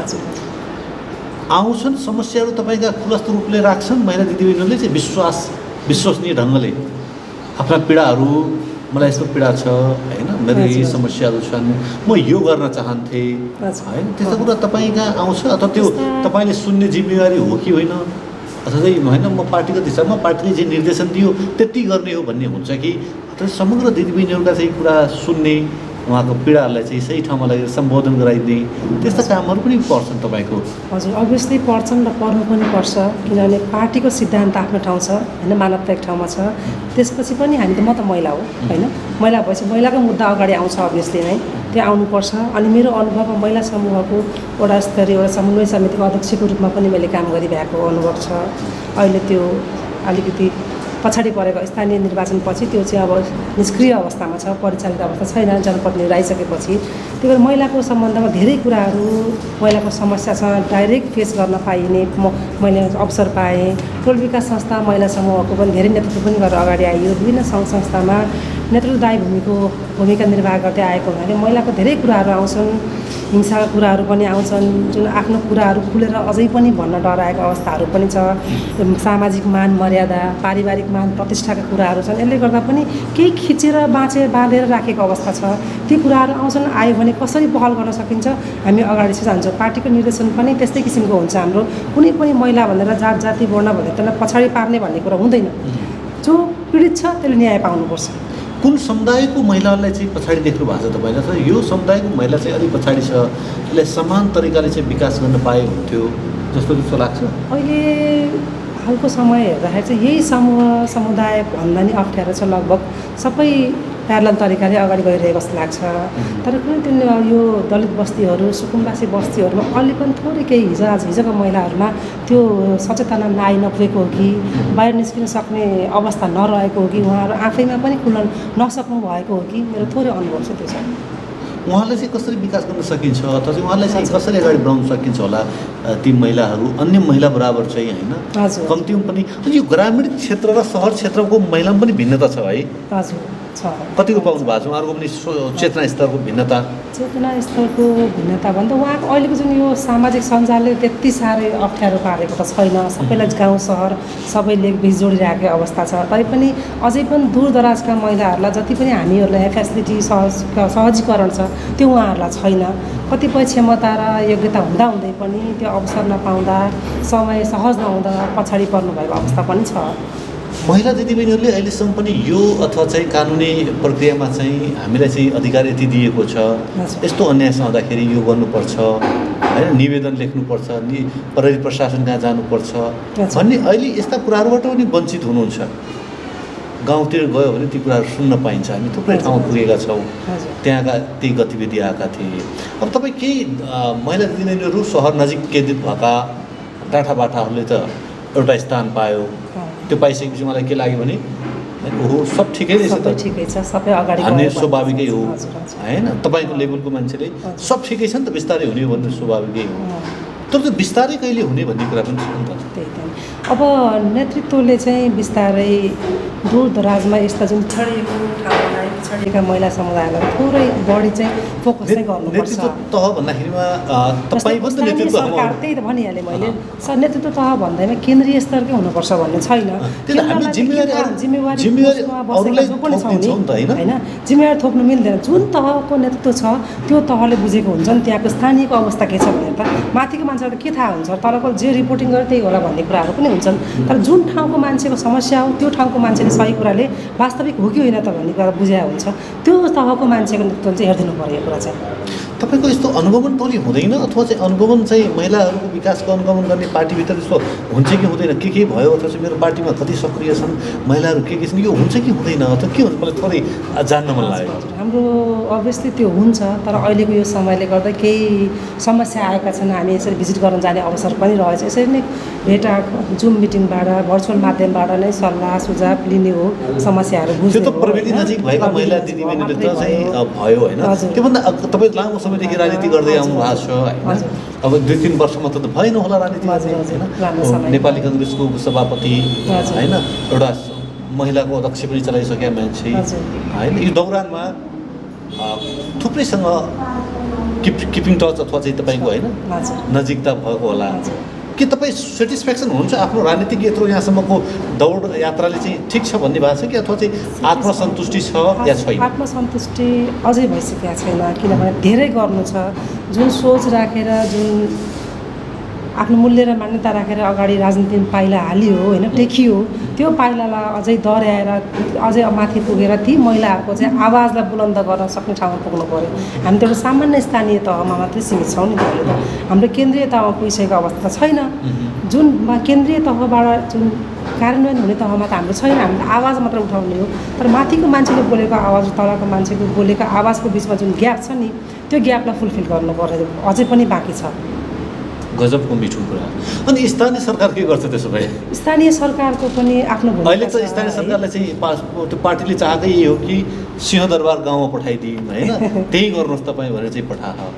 स्थानीय सरकारको काम कि अथवा चाहिँ स्थानीय नेतृत्व तहमा तपाईँ जस्ता व्यक्तित्वहरूको काम चाहिँ के? हाम्रो चाहिँ पार्टीगत हिसाबले आज मैले बोल्नु पर्दा चाहिँ स्थानीय सरकारलाई हस्तक्षेप गर्नु हाम्रो अधिकार क्षेत्रभन्दा बाहिरको कुरा छैन होइन। हामीले भनेको बाहिरबाट निरीक्षण गर्ने हो, अनुगमन गर्ने हो, सल्लाह सुझाव दिने हो उहाँलाई आवश्यकता परेको खण्डमा, र हामीलाई लागेका कुराहरू उहाँलाई के आवश्यकता छ, उहाँबाट के कमी कमजोरी भएको छन्, राम्रो कामलाई सराहनीयता गरी प्रशंसा गर्ने हो। कमी कमजोरी ल है हजुरहरूबाट यो हुँदैछ यस्तो गर्नु पऱ्यो भनेर भन्ने मात्रै हामीले हस्तक्षेप गर्ने हाम्रो अधिकार। हस्तक्षेपको कुरा फरक रह्यो। तपाईँले देखेका होइन महिला विकासका लागि कार्ययोजना त राख्न सक्नुहुन्छ नि होइन र? कसैलाई गोचक तालिम चाहिए हुनसक्छ, कसैलाई यो चाहिए हुनसक्छ। प्रभावकारी भयो कि भएन ती पनि मेरो विषयमा मिठो प्रश्न गर्नुभयो, धन्यवाद तपाईँलाई। यो गएको 1 साल अगाडि भनौँ, अब यो कोभिड सुरु भएबाट त अब त्यो सम्भावना नै रहेन। त्यहाँभन्दा पहिला वडा तहबाट विभिन्न महिलालाई सिपमूलक तालिमहरू, आयमूलक तालिम, नेतृत्व विकासका तालिमहरू भरपूर रूपमा 10 दिएको अवस्था थियो है। एउटा कुरा मैले त्यही जोडेँ, म फेरि तपाईँलाई कन्टिन्यू गर्नु होला। जस्तै प्रत्येक वडाले महिला विकास भनेर, दलित विकास भनेर, अशक्त विकास भनेर चाहिँ बजेट छुट्टिएकै थोरै धेरै आफ्नो ठाउँमा होला होइन जनसङ्ख्या आधारमा, तर त्यो गर्छन्। अनि जनप्रतिनिधिले चाहिँ लडाइँ माथिल्लो रहन्छ किनभने बजेटका लागि। अनि त्यो प्रभावकारी भयो कि भएन भन्ने कमसेकम पनि अनुगमन नगरिदिने मान्छे, सरकारले लगानी गरेको, स्थानीय सरकारले लगानी गरेको, महिलामाथि लगानी गरेको चाहिँ त्यो बेनिफिट भयो कि भएन, रिटर्न आउँछ कि आउँदैन सरकारलाई भन्ने हिसाबको पनि त्यो लगानी कमसेकम पार्टीले खोज्दै हुन्न, पार्टीका नेतृत्वहरूले खोज्दै हुन्न। खोज्नु पनि पर्छ, हुन्छ यो खोज्नु पनि पर्छ, खोजेको पनि छ। विगतका दिनमा जति पनि तालिमहरू यहाँबाट दिए, ती तालिमहरूबाट कतिजना चाहिँ स्वरोजगारीको अवस्था सिर्जना गर्न सक्नुभयो कि भएन भन्ने कुरा चाहिँ अनुगमन भइरहेको छ। ब्युटिसियन तालिमहरू भयो, कतिजना दिदीबहिनीहरूले खोलेर बसेको पनि आँखाले देखिएको छ। सिलाइ कटिङका तालिमहरू भयो, मजाले अगाडि आफूहरूले चाहिँ सिलाइ तालिम केन्द्र खोलेर बसिरहनु भएको छ, बुटिक पनि खोलेर बसिरहनु भएको छ। सबैजनाहरूले त्यो मेरो नमिल्ला जति पनि चाहनु भएको छ, सहयोग आवश्यकता परेको छ, उहाँहरूबाट गरेको देखिन्छ। हामीले पनि मेरो व्यक्तिगत तर्फबाट निरीक्षण गर्दा पनि र पार्टीगत तरिकाले स्वयं महिला भएको कारणले गर्दा पनि मैले पनि सोझो निरीक्षण गरिरहेको छु, यसमा चाहिँ अनुगमन गरिरहेको छु। यसमा चाहिँ म खुसी नै छु, मेरो जिम्मेवारी भयो, कर्तव्य पनि हो। हेर्नुहोस्, निर्मला कार्की भण्डारीलाई अब यहाँको वडा नम्बर 10 का जनताहरूले, यहाँका वासीहरूले कहाँ देख्छन् अब चाहिँ, अथवा चाहिँ के छ सम्भावना, के छ? महिला दिदीबहिनीको तपाईँ आश पनि हो, एउटा पोजिसन आइसके पश्चात, पार्टीले विश्वास गरिसके पश्चात त्यो स्वाभाविक रूपमै जनताले उहाँप्रति, तपाईँप्रति विश्वास गर्नु अथवा उहाँको एउटा होला होइन। तपाईँको के छ त भिजन, अथवा चाहिँ अब म यहाँ आउँछु है, मेरो अब चाहिँ अब घर दैलो जाने समय पनि आउँदैछ, अब यसपालि जे भयो भयो, अबको वडा 33 वडामा केही महिला वडा चाहिँ हुन्छन् भन्ने छ कि अथवा चाहिँ पार्टीले जे पनि ठिकै छ भन्ने छ, के छ अब चाहिँ स्पष्ट राख्नुहोस्। स्पष्ट खुल्ताको भन्नुपर्दा चाहिँ अब अभियसली ठाउँ पाउँदाखेरि गर्न नसक्ने पछि हट्ने भन्ने कुनै पनि कुराहरू छैनन् होइन। हरेक ठाउँमा अगाडि बढ्न सक्ने कुरा छ। दोस्रो कुरा, कस्तो किसिमको व्यक्ति भने काम गर फलको आशा नगर।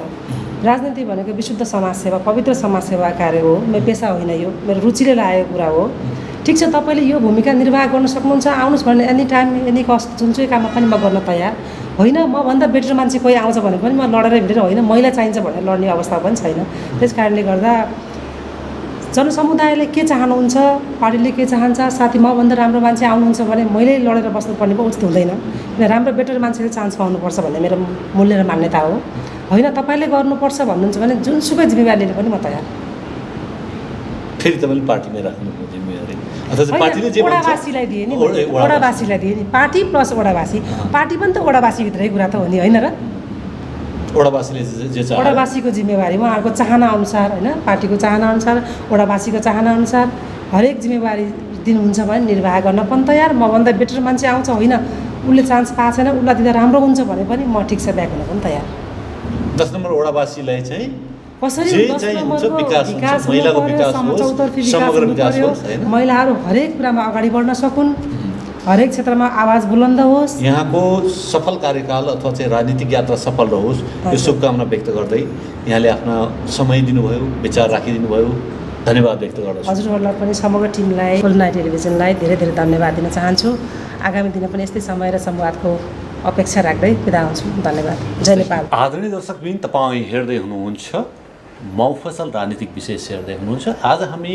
पोखरा महानगरपालिकाको वडा नम्बर 10 मा छौँ वडा नम्बर 10 को विकासका क्रमहरू के भइराखेका छन् र कसरी यहाँ चाहिँ स्वास्थ्य शिक्षा राजनीतिक सामाजिक क्षेत्रमा कसरी अगाडि बढ्दैछन् यहाँका व्यक्तित्वहरू यी कुराकानी राख्दैछौँ मसँग हुनुहुन्छ वडा अध्यक्षज्यू राजकुमार गुरुङ हुनुहुन्छ म उहाँलाई स्वागत गर्न चाहन्छु स्वागत छ धन्यवाद नमस्कार आराम हुनुहुन्छ हजुर आरामै छु भन्नु स्वास्थ्य अवस्था कस्तो छ स्वास्थ्य राम्रै छ हजुर अहिलेसम्म वडावासीको पनि राम्रै छ अहिलेसम्मको अवस्थामा केही छिटफुटका घटना बाहेक खोप प्रक्रिया सुरु भइसक्यो खोप प्रक्रिया धेरै अगाडिदेखि सुरु भइसकेको र अब भोलिदेखि पनि हाम्रो दोस्रो भ्याक्सिन भ्याक्सिन चल्दैछ त्यसमा हामीले पहिलो डोज चाहिँ असारको 30 र 31 मा लगाएको थियौँ लगभग हामीले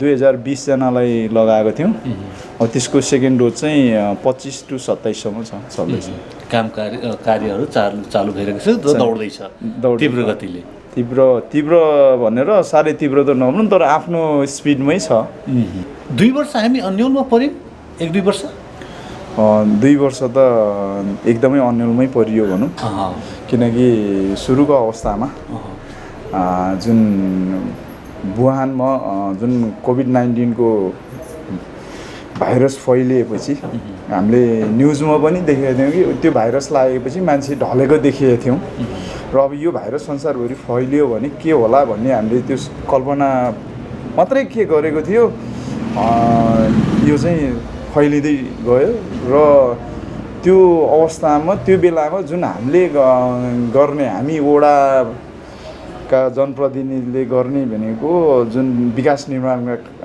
कामहरू सबै ठप्प भयो र सबै लकडाउनले गर्दाखेरि अब दैनिक जनजीविका चलाउनेहरूलाई साह्रै नै अप्ठ्यारो पर्यो र त्यो बेलामा हामी चाहिँ राहत बाँड्नमा पनि व्यस्त भयो कामभन्दा पनि हामी मान्छे एउटा समुदायलाई कसरी बचाउने र उहाँहरूलाई चाहिँ कसरी वडावासीलाई हजुर सुरक्षित राख्ने र उहाँको अब एउटा पेटको कसरी उहाँ गुजारा धान्ने भन्नेमै हामी व्यस्त भइयो भनौँ सुरुको वर्ष चाहिँ दोस्रो वर्ष दोस्रो लहर आयो लहर आउनुभन्दा अगाडि हामीले काम दुई तिनवटा कामहरू चाहिँ गर्दै थियौँ र त्यो चाहिँ हामीले कन्टिन्यू गर्नु पायौँ र अरू चाहिँ किताबमा मात्रै सीमित भए र त्यो कामहरू चाहिँ हामीले गर्नु पाएनौँ हामीले जति समय अझै छ गर्न सकिन्छ होला आशा गरौँ त्यो भन्दा पनि अहिलेको अवस्थामा साह्रै कठिन नै छ किनभने कोभिडले गर्दाखेरि अहिले हामीले जुन त्यो 2 वर्षमा चलाउनु पर्ने बजेट अब हामीले 1 वर्षमा त चलाउन सक्दैनौँ हाम्रो यो वर्षको बजेट भयो र त्यो 2 वर्ष जुन फैलिएको बजेट थियो त्यो त साँगुरेर पोको परेर बस्यो भनेपछि त्यो हामीले कोट्टाएर नि पाउँदैनौँ भनेपछि चाहिँ अब यो वर्षमा हामीले के कति गर्न सकिन्छ त्यसलाई नै विकास निर्माणका कुराहरू चाहिँ त्यही मात्रै हुने भयो स्थानीय स्तरमा जनप्रतिनिधि आइसके पश्चात शैक्षिक अवस्थामा कति परिवर्तन भयो अथवा चाहिँ स्थानीयवासीहरूले के परिवर्तन पाए तपाईँको नेतृत्व आइसके पश्चात अब स्थानीयवासीहरूको भन्दाखेरि जुन पहिला यो भनौँ न 2054 सालमा स्थानीय निकायको निर्वाचन भएपछि उहाँ त्यतिखेरको कार्यकाल चाहिँ 59 सम्म थियो होइन 59सम्म भएपछि 59 पछि चाहिँ अब टोटल्ली चाहिँ हाम्रो कर्मचारीहरूले चलाएको थियो र त्यसको 20 वर्ष डाइरेक्ट 74मा आएपछि स्थानीय तह भएर संविधानले स्थानीय तहलाई धेरै किसिमको अधिकारहरू दिएर जस्तो सिंहदरबार अब घर घरमा भन्ने किसिमको अधिकारहरू दिएर स्थानीय तहको निर्वाचन गर्यो। निर्वाचन पश्चात जुन किसिमले स्थानीय तहलाई दिएको जति पनि अधिकारहरू थिए ती चाहिँ पछि बिस्तारै संशोधन हुँदै गए किनकि ती अधिकारहरू केही खुम्चिँदै गए। अब प्रदेशमा पनि अन्यलै भयो त एउटा कुरा के भन्दाखेरि हामी 74 सालमा हामी जुन स्थानीय तहमा निर्वाचित भएर आयौँ जुन संविधानले स्थानीय तहका अधिकारहरूलाई हेर्दाखेरि त धेरै ठुलो कुराहरू थिए धेरै फराकिलो थिए र सायद अब त्यतिखेर हामीलाई लाग्थ्यो कि हामी चाहिँ अब एकदम बेफुर्सद कुनै हालतमा फुर्सदै नहुने किसिमको थियो तर बिस्तारै गएर त्यो के भयो भन्दाखेरि हामी अन्यलमै थियौँ त्यतिखेर हामी त्यो 1 वर्ष चाहिँ अन्यलकै बिचबिचमा गुज्रियो त्यसपछि प्रदेशको निर्वाचन भयो सङ्घको निर्वाचन भयो अनि त्यसपछि अनि अधिकारहरू कति प्रदेशमा गए होइन कति चाहिँ अब महानगरमै बसे गर्दाखेरि त्यसले गर्दाखेरि हामीसँग अधिकार चाहिँ अलिकति कम त कमै नै आए होइन र तर पनि स्थानीय जनताहरू चाहिँ पहिला जति कर्मचारीहरूसँग फेस गरेर काम गर्नुपर्ने थियो त्यो अवस्थाको र स्थानीय जनप्रतिनिधिहरू आएको अवस्थामा उहाँहरूलाई धेरै सहज भएको अवस्था छ किनकि त्यतिखेर उहाँहरूले कर्मचारीसँग कुनै पनि किसिमको डिल गर्ने बेलामा डेलिभरीहरू कर्मचारीले कुनै किसिमले डेलिभरी ढिला होला अथवा केही होला उहाँहरूले कुरा बुझ्न खोज्दाखेरि कर्मचारीले कुनै कुराहरू नबुझाइदेला र कुनै कुराहरू बुझाउँदा उहाँहरूले नबुझेका होला ती कुराहरूमा उहाँहरूले धेरै कुरा किसिमको दुःखहरू पाइरहेको महसुस हुन्थ्यो। तर राजनीतिक दलहरूसँग कुराकानी गर्दै जाँदाखेरि उहाँहरूको भनाइ के थियो भने हाम्रो वडा अध्यक्षले थुप्रै काम गर्न सक्नुहुन्छ अथवा चाहिँ विकास तीव्र गतिले गर्दै हुनुहुन्थ्यो तर विडम्बना के भइदियो भने महानगरपालिकाबाट अथवा चाहिँ त्यहाँबाट बजेटको लागि चाहिँ लडाइँ भयो बजेट चाहिँ यहाँ पारिएन यो पीडा भयो भन्ने कुराकानी अन्य पार्टीका राजनीतिक दलका नेताहरूले पनि कुरा राखे। साँचो हो यो कुरा अथवा चाहिँ अब यसमा नगरपालिकाले चाहिँ वडालाई चाहिँ खिचतानीमा राख्यो यो विषयमा मैले अहिले यहाँबाट भन्नुभन्दा पनि योभन्दा नि अगाडि तपाईँको हाम्रो नगरसभा नै बहिष्कार गरेको हजुरहरूलाई ज्ञानै छ होइन ज्ञातै छ त्यस कारणले गर्दाखेरि यो नभएको होइन भएको नै हो नत्र भने नेपाली कङ्ग्रेसबाट जितेका स्थानीय तह पोखरा महानगरपालिकाका जति पनि जनप्रतिनिधिहरू गएर नगरपालिकाको गेटमा गएर बस्नुपर्ने होइन आर्थिक वर्षको जुन रातो किताबलाई नै च्यात्नुपर्ने अवस्था आयो त्यो आउनुको कारण के त भने त्यो त्रुटिहरू थिए त्यहाँ धेरै किसिमका त्रुटिहरू थिए र हामीले त्यो उहाँहरूसँग त्यसरी आन्दोलनै गरेर उहाँहरूसँग सहमति गरेर उहाँले चाहिँ त्यो त्रुटिहरू सच्याउँछु भनेर हामी चाहिँ उहाँहरूसँग एउटा किसिमको वार्ता त के भनौँ अब बाउ र छोराको के वार्ता हुन्छ र होइन हामी त्यही अनुसारले सहज रूपमा उहाँहरूले हामी स्वीकार्छौँ हामी यस्तो गर्छौँ भनेपछि अब बाउले छोरालाई भने जस्तै नै हामीले चाहिँ ओके हाम्रो मेयर साहबले भन्नुभएको छ ल ठिकै छ हामी सुधार दिन्छु भनेर भने तर त्यो सुधारिने भनेको चाहिँ कुरा मात्रै सुधारियो तर वास्तविकमा सुधारिएको देखिएन र एउटा कुरा तपाईँहरूले अझै पनि थाहा हुन्छ पोखरा महानगरपालिकाको बजेटको रातो किताब यहीँ छ कहाँ कति बजेट परेको छ तपाईँहरूले हेर्न सक्नुहुन्छ र किन कोही ठाउँमा बढी र कोही ठाउँमा कम भनेर त्यो त तपाईँहरूले आकलन गर्न सक्नुहुन्छ तपाईँहरूले बुझ्न सक्नुहुन्छ हामीले मुखले भनिराख्नुपर्छ भन्ने जस्तो मलाई लाग्दैन। ओके यो सबै राजनीतिक दलले त्यसो भए साँचो बोलेका रहेछन् यदि चाहेको बजेट होइन डिमान्ड अनुसार भइदिया भयो भने विकास अझै राम्रो हुन्छ। हजुर यसमा के छ भन्दाखेरि चाहेअनुसार महानगरपालिकाले नि दिन सक्दैन यो चाहिँ फेरि किनभने हामीले चाहेअनुसार दिएन भनेर महानगरपालिकालाई दोष दिने कुरा आउँदैन चाहेअनुसार उहाँले पनि दिन सक्नुहुन्न तर के त समानुपातिक ढङ्गले बाँड्दाखेरि केही अब तेरो मेरो भने जस्तो देखिन्छ छ पनि स्वाभाविकै रूपले है। वडा नम्बर 10 का युवाहरूलाई चाहिँ कसरी उहाँहरूको आर्थिक विकासको लागि सोच्नु भएको छ के छ परिकल्पना के छ तपाईँको अर्थात् चाहिँ औद्योगिक क्षेत्र जो तपाईँकै हाम्रै वडामा छ वडा नम्बर 10 मा यस मानेमा तपाईँ हामी भाग्यमानी पनि हौँ होइन अनि यहाँका युवाहरू चाहिँ कतिको सक्रिय छन् औद्योगिक क्षेत्रतिर अथवा चाहिँ परिसरमा गर्नेतिर कतिको देख्नु भएको छ? यसमा चाहिँ कस्तो छ भन्दाखेरि हजुरले जुन वडा नम्बर 10 भित्रका युवाहरूको कुरा गर्नुभयो, अब समग्रमा हेर्दाखेरि के छ भन्दाखेरि यो हामी जसरी गाउँघरबाट पोखरा आयौँ, पोखराबाट हामी विदेश पलायौँ भनौँ न, हाम्रो बच्चाहरू विदेश जाने एउटा प्रक्रिया छ नि, जुन यो यस्तै किसिमको जस्तो यहीँ स्थानीयहरू चाहिँ त्यो औद्योगिक क्षेत्रमा गएर फ्याक्ट्रीमा काम गर्ने खासै इन्ट्रेस्ट दिएको मैले देख्दिनँ होइन। उहाँहरूलाई चाहिँ के छ त भन्दा उहाँहरूलाई चाहिँ बाहिर जानुपर्ने छ।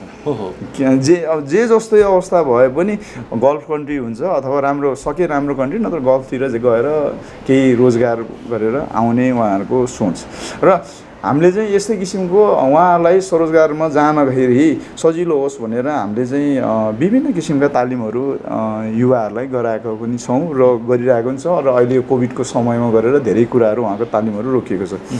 जस्तै यहाँ जिनियस मल्टिटेक्निक इन्स्टिट्युटसँग हामीले समन्वय गरेर हाम्रा वडाका विशेष गरी पहिलो प्राथमिकतामा हाम्रो वडाका स्काफोल्डिङ होइन, प्लम्बिङ, इलेक्ट्रिसियन, अब महिलाहरूलाई ब्युटी पार्लरदेखि नै यी कुराहरू, अब बुटिकहरूदेखि सबै कुराहरू हामीले त्यहाँ चाहिँ हामीले कोटा अनुसार हामीले चाहिँ मान्छेहरू पनि लगाएछौँ। तर त्यसमा चाहिँ यहाँको जुन स्थानीयहरूको चाहिँ त्यति इन्ट्रेस्ट भएको देखिँदैन। जब बाहिरबाट आएकोहरूले मात्रै इन्ट्रेस्ट दिन्छ, यहाँकोहरूले त्यति इन्ट्रेस्ट दिएको देखिँदैन। गर्दाखेरि उहाँहरू यहाँहरूको चाहिँ अब विदेश जाने तर अहिले स्किलफुल लेबर भएर विदेश जाने भन्दा पनि कसरी हुन्छ पहिला विदेश जाने भन्ने हिसाबले गर्दाखेरि यहाँ चेतना एकदम कम छ।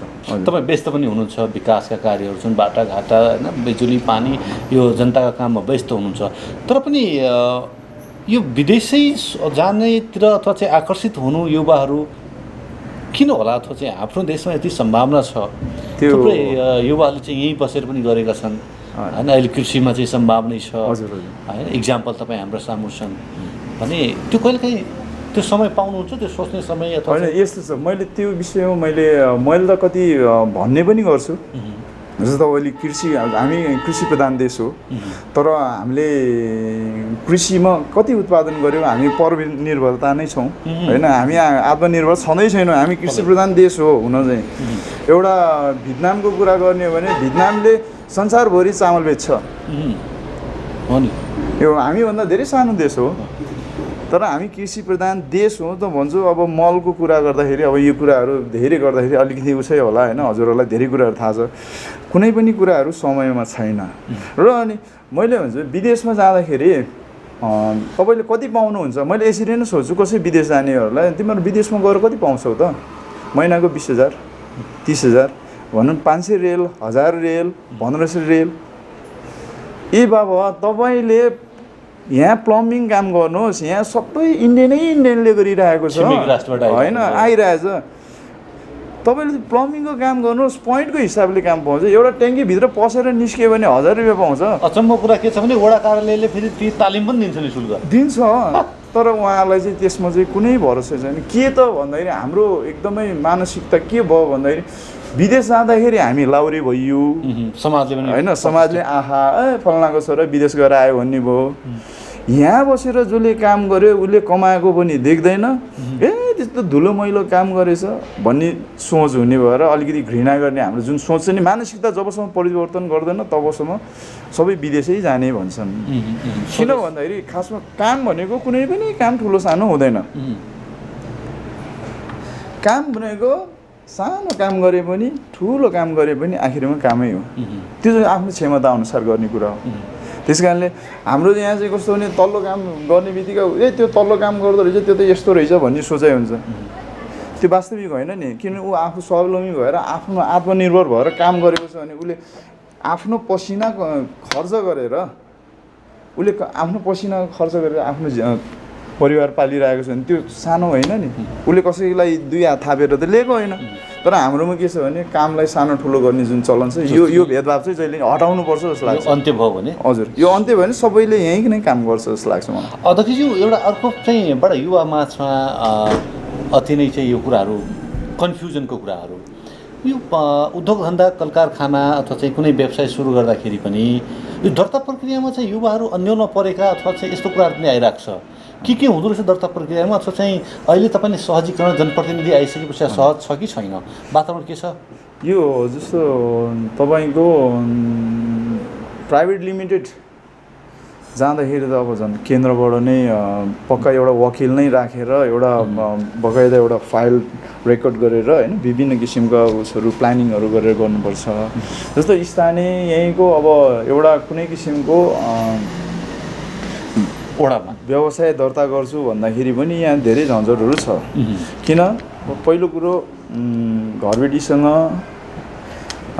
त्यहाँ बस्ने जुन व्यवसाय गर्ने हो उहाँको चाहिँ एउटा कन्ट्र्याक्ट हुनु पर्यो वार्षिक उहाँहरूले घर भाडा लिएको अनि त्यो घरधनीले तिर्नुपर्ने घर भाडा कर घरधनीले तिर्नुहुन्न त्यो भएको कुरा किनभने घर भाडा कर कसले तिर्ने भन्दाखेरि घरधनीले घर भाडा लिए बापत कर तिर्ने हो तर यहाँ त्यो छैन किन छैन त भन्दाखेरि घरधनीले ऊ आएर बसेर उसले घर भाडा कर तिर्दैन भनेदेखि उसलाई निकालिदिन्छ अर्को आउँछ अर्कोले मै तिर्छु भन्छ बस्छ गर्दाखेरि घर भाडा कर पनि एक त उहाँलाई नै थपियो होइन आर्थिक मारमा त्यो पनि अनि घर भाडा कर मात्रै भयो अनि एउटा के छ भन्दाखेरि यहाँबाट अब प्यानमा जानेदेखि लिएर विभिन्न कुरा जस्तो एउटा सिलाइ बुनाइको कुनै पनि एउटा मेसिनको काम गर्नु पर्यो भनेदेखि अब हामीले चाहिँ मुचुल्क गरेर लानुपर्छ अब यहाँ सानो पेसा गरेर एउटा कुनै एउटा व्यवसाय गरेर कुनै एउटा पेसा गरेर दिन काट्ने मात्रै बाटो गरौँ कि भने पनि अब प्यानमा जानै पर्यो होइन यो दर्ता प्रक्रिया नराम्रो भनेको होइन दर्ता प्रक्रिया राम्रो हो तर के त भन्दाखेरि जसले दर्ता गर्छ भन्छु नि उहाँलाई चाहिँ सहज तरिकाले दर्ता गर्ने एउटा वातावरण भयो भने सबैले दर्ता गर्छ नगर्ने होइन दर्ता गर्छन् त्यसले राजस्व आउँछ वडा कार्यालय सहयोग होइन हजुर सबै कुरा हुन्छ यो अब घर भाडाको कर अब हामीले पहिला हामीले कुरा गर्दाखेरि के भने दायरा बढाउँ कर घटाउँ 2-3% घर भाडा कर राख्यो भने सबैले तिर्छन् सजिलो पनि किन करको दायरा बढ्दै जान्छ करको दायरा बढेर एउटा सिस्टममा आइसकेपछि बिस्तारै बढ्दा पनि त त्यो सिस्टमले त फलो गरिरहेको हुन्छ त्यो गर्दाखेरि सबैले तिरेको हुन्छ अहिले के छ घर भाडा कर तपाईँको महेन्द्र पुलको बजारको घर भाडा कति छ भनेर भन्यो भने 20-25 हजार भन्दा तपाईँको कहिले पनि महानगरपालिकामा दर्ता गरेकोमा देखाउँदैन यदि त्यो घर भाडा पक्का हेर्ने भने लाख रुपियाँभन्दा बढी हुन्छ होइन त्यही हामीले यदि 3% घर भाडा लिइदिने हो भने होइन करको दायरा बढाएर 3% घर भाडा लिइदिने हो भने लाखको 3% 3,000 हुने भयो होइन गर्दाखेरि उसले लाख पर्नेलाई 20देखि 30,000मा झारेछ होइन त्यताको 10% गर्दाखेरि 3,000देखि बढी आउँदैन कि गर्दाखेरि हामीले चाहिँ दायरा चाहिँ फराकिलो भएन त्यही भएर दायरा फराकिलो गर्नुपर्छ कर घटाउनुपर्छ त्यसपछि सबै कुराहरू दर्ता प्रक्रिया अनुसार सहज बनाउनुपर्छ भन्ने मलाई लाग्छ धन्यवाद अध्यक्षज्यू यसै गरी दलित समुदाय जो चाहिँ जसलाई हामी चाहिँ होइन नेपाल सरकारले चाहिँ एउटा निश्चित समुदाय पनि तोकिदिएको छ हाम्रो वडा नम्बर 10 मा उहाँहरूको गतिविधि कस्तो छ उहाँहरूको विकासका लागि यहाँले कस्ता पाइलाहरू कस्ता कदमहरू चाल्दै हुनुहुन्छ अथवा कसरी उहाँको प्रगति हुन्छ त्यो समुदाय छ कि छैन वडा नम्बर 10 मा दलित समुदाय भनेर अब खास भन्न त नहुने तर अब राज्यले नै दिएको राज्यले नै दिएको त्यसकारणले त्यो विवादमा आउने नआउने कुनै छैन उहाँहरू हुनुहुन्छ तर कम मात्रामा हुनुहुन्छ र एउटा कुरा के भने दलित भन्ने बित्तिकै सबै एकदमै गरिबी एकदमै निमुखा हुने भन्ने कुरो छैन यहाँ धेरै राम्रो राम्रो अब विभिन्न किसिमका व्यवसायहरू ठुला व्यवसायहरू गरेकोहरू पनि धेरै छन् र उहाँहरू अलिकति पिछडिएकोलाई चाहिँ हामीले एउटा उहाँहरूकै एउटा नाममा चाहिँ कार्यक्रमहरू पनि गरेछौँ र उहाँहरूलाई कसरी सञ्चालन गरेर उहाँहरूलाई चाहिँ कसरी हुन्छ अलिकति चेतना जगाएर उहाँहरूलाई चाहिँ नि माथि यो समाजमा सबैसँग भिज्ने किसिमको एउटा प्रयास चाहिँ गरेका छौँ यसमा चाहिँ हामीले फेरि विशेष गरी जिम्मा चाहिँ हामीले कोटाबाट नै आउनुभएको हाम्रा वडा सदस्य दलित प्रतिनिधि मैले भाउजू भन्छु वडा सदस्यजी प्रतिभा बी पोखरेललाई उहाँलाई नै हामीले जिम्मा दिन्छौँ किनभने जोसँग सम्बन्ध छ उहाँलाई नै गर्दाखेरि पीडा उहाँले नै बढी थाहा हुन्छ भनेर हामीले उहाँलाई नै दिन्छौँ। अर्को कुरा मैले अध्यक्षज्यूलाई चाहिँ राख्न खोजेँ जस्तै हुन त पार्टीगत कुरा पनि हुन्न अरू कुरा पनि होला जस्तै दलितको जसरी चाहिँ यो सहभागिता छ महिलाको सहभागिता छ जस्तै अशक्तहरूको सहभागिता गराउन सकिन्छ कि सकिँदैन अथवा चाहिँ होइन जो शारीरिक रूपले मानसिक रूपले अशक्त जो छन् राजनीतिकमा उहाँको चाहिँ नै स्थानीय सरकार उहाँहरूको सुविधाका लागि होइन त्यो सम्भावना छ कि छैन अब यसमा त पार्टीगत चाहिँ बढी गर्ने हो कि होइन यो पार्टीगत भन्दा पनि उहाँहरूको चाहिँ आवश्यकता अनुसार जुन अब भनौँ न फरक क्षमता भएकोहरूलाई चाहिँ एउटा छुट्टै किसिमले हामीले एउटा समेटेको चाहिँ छौँ होइन। अब उहाँहरूलाई कुनै पनि अब हरेक कुरामा चाहिँ अप्ठ्याराहरू धेरै छन् त्यही भएर हामी सुरुमा आउने बित्तिकै हामीले चाहिँ अब एउटा फरक क्षमता भएको व्हिल चेयर पनि वडाभित्रसम्म आइपुगोस् भनेर हामीले सुरुमा बनाएको चाहिँ होइन। त्यसपछि त्योभन्दा हामीले बनाउन पाएनौँ जस अब तल जस अफिससम्म चाहिँ छिर्ने पहिला त्यो पनि थिएन होइन गेटबाट भित्रै छिर्ने थिएन त्यस कारणले फरक क्षमता भएकोलाई चाहिँ त्यो गर्नुपर्छ भनेर हामीले त्यो गऱ्यौँ र हाम्रो उहाँहरूको एउटा समिति पनि छ र कुनै किसिमको जस्तो यो लकडाउनको बेलामा भयो विभिन्न हामीले फरक क्षमता भएकोहरूलाई के कसरी हामीले के सहयोग गर्न सकिन्छ भनेर उहाँहरूसँग समन्वय गरेर विभिन्न अब यो कोभिडको समयमा स्वास्थ्यको सामग्रीहरू पनि वितरण गरेका छौँ र उहाँहरूको कार्यक्रमहरू पनि हामीले वर्षमा एउटा आर्थिक हिसाबले चाहिँ उहाँलाई चाहिँ आर्थिक प्रदान गर्ने त के हुन्छ सर आर्थिक प्रदान गर्ने पनि हामी यस्तो छ हाम्रो वडाबाट नै आर्थिक प्रदान त गरेको छैन र हाम्रो समग्रमा उहाँहरूको संस्थालाई केही गर्नको लागि भनेर हामीले चाहिँ अब बजेट चाहिँ थोरै मात्रामा भनेर एउटा भनौँ न थोरै नै सम्मानजनक एउटा ठाउँमा चाहिँ राखेका छौँ र यो जुन लकडाउनको समयमा चाहिँ केही संस्थाहरू आएको थियो र उहाँहरूले चाहिँ आर्थिक पनि केही दिनुभएको थियो र हामीले चाहिँ उहाँहरूलाई नै भेटाएर हामी चाहिँ बिचमा रोबरमा बसेर उहाँहरूलाई भेटाएर चाहिँ दिने वातावरण चाहिँ बनाइदिएको थियौँ। अध्यक्षज्यू अब मलाई थोरै यहाँको भौतिक विकासमा चाहिँ के कति गर्नुभयो सरसर्ती तपाईँको हाम्रो वडाको वडा नम्बर 10मा गर्नुपर्ने प्लानको के थियो अहिलेसम्म के गर्न भ्याउनुभयो र आगामी दिनमा चाहिँ अब सकिने स्थिति के छ किनभने चाँडै फेरि हामी जनताको घर दैलोमा जाने समय आउँदैछ। हामीले जस्तो हामी जनप्रतिनिधिले जुन 74 सालमा निर्वाचित भएपछि हामीले चाहिँ एउटा के सोच बनाएको थियौँ भनेदेखि अब हाम्रो यो 5 वर्षको कार्यकालमा चाहिँ हाम्रो वडा नम्बर 10 भित्र कुनै पनि धुलो बाटो चाहिँ हामीले नराख्ने पहिलो कुरा है पहिलो प्राथमिकता थियो र अनि हरेक ठाउँमा चाहिँ खानेपानीको पाइप बिछाउने भन्ने हाम्रो सोच थियो र अब घोषणापत्रकै अनुसार त हामीले अरू पनि कुराहरू गरेका थियौँ तर घोषणापत्र हामीले महत्त्वाकांक्षी चाहिँ बनाएको थिएनौँ कि किनभने हामी अब स्थानीय तहमा सधैँभरि जुदिराख्नु पर्ने भएकोले हामीले माथिल्लो नेपाल सरकारको जस्तो घोषणापत्र पनि बनाएको थिएन हामीले सक्ने किसिमको बनाएको थियौँ र त्यही अनुसार हामी चल्दै गयौँ। सायद यो कोभिड नहुने भएदेखि अहिलेसम्ममा हाम्रो यो जुन खानेपानीको जुन र जुन पिचको काम भनौँ न अब बाटो बनाउने काम चाहिँ यो चाहिँ लगभग सकिन्थ्यो होला होइन तर के भने 2 वर्ष चाहिँ हामी खाली गयो गर्दाखेरि हामीले पुरै गर्न त सकेनौँ र सक्दैनौँ पनि अब किनभने अब अहिलेको बजेटले पनि भ्याउँदैन त्यो चाहिँ अब पछि आउनेलाई छोडे जस्तो भयो कि किनभने यो कोभिडले गर्दाखेरि पछि आउने अथवा चाहिँ पछि फेरि आउनु पनि सकिन्छ जनताले चाह्यो भने जनताले चाह्यो भने सकिन्छ।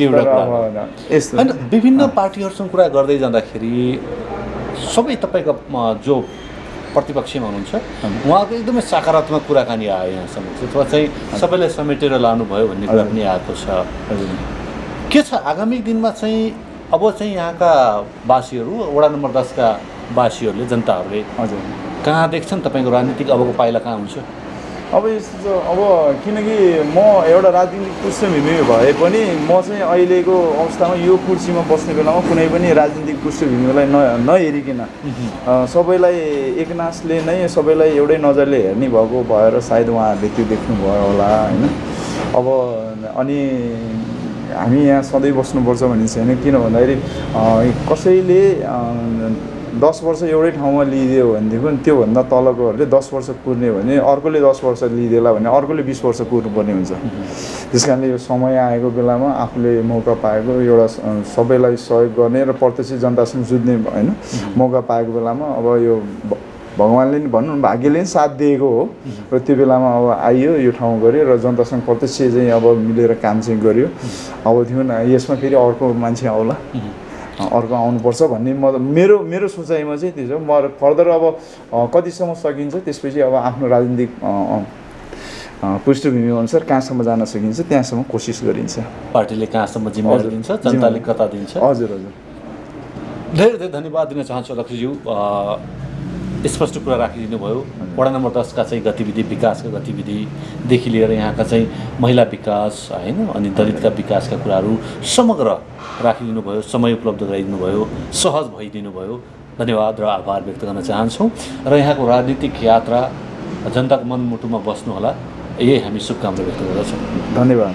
र यो गोल्डन आई टिभीलाई जुन आज हाम्रो वडामा आएर प्रत्यक्ष एउटा कुनै किसिमको यसरी कार्यक्रम गरेर वडा नम्बर 10 मा भएका गतिविधि र विभिन्न कुराहरूको जानकारी गराउनु पाएकोमा सर्वप्रथम त तपाईँहरूको टिमलाई धेरै धेरै धन्यवाद दिन चाहन्छु। हस् त, नमस्ते। दर्शकबिन तपाईँ हेर्दै हुनुहुन्छ मौफसल राजनीतिक विशेष विभिन्न जिल्ला नगरपालिका नगरपालिका र हामी वडा पुग्ने गर्दछौँ। यसै गरी पोखरा महानगरपालिकाको वडा नम्बर 10 मा आएका थियौँ। वडा नम्बर 10 का वडा अध्यक्षज्यूसँगको कुराकानी यहाँ समक्ष राख्यौँ। गतिविधि अर्थात् चाहिँ विकासका क्रमहरू तपाईँले हेरिसक्नु भएको छ र अन्य श्रृङ्खलामा अन्य ठाउँका गतिविधि, अन्य ठाउँका विकासका कुरा लिएर हामी उपस्थित हुने नै छौँ। हामीलाई यस कार्यक्रमलाई उत्पादनमा सहयोग गर्नुहुने यसै वडाका जनप्रतिनिधि निशा मल्ल ठकुरी र निर्देशक चिरञ्जीवी भुर्तेलप्रति आभार व्यक्त गर्दै म देवेन्द्र बिदा चाहन्छु। नमस्कार।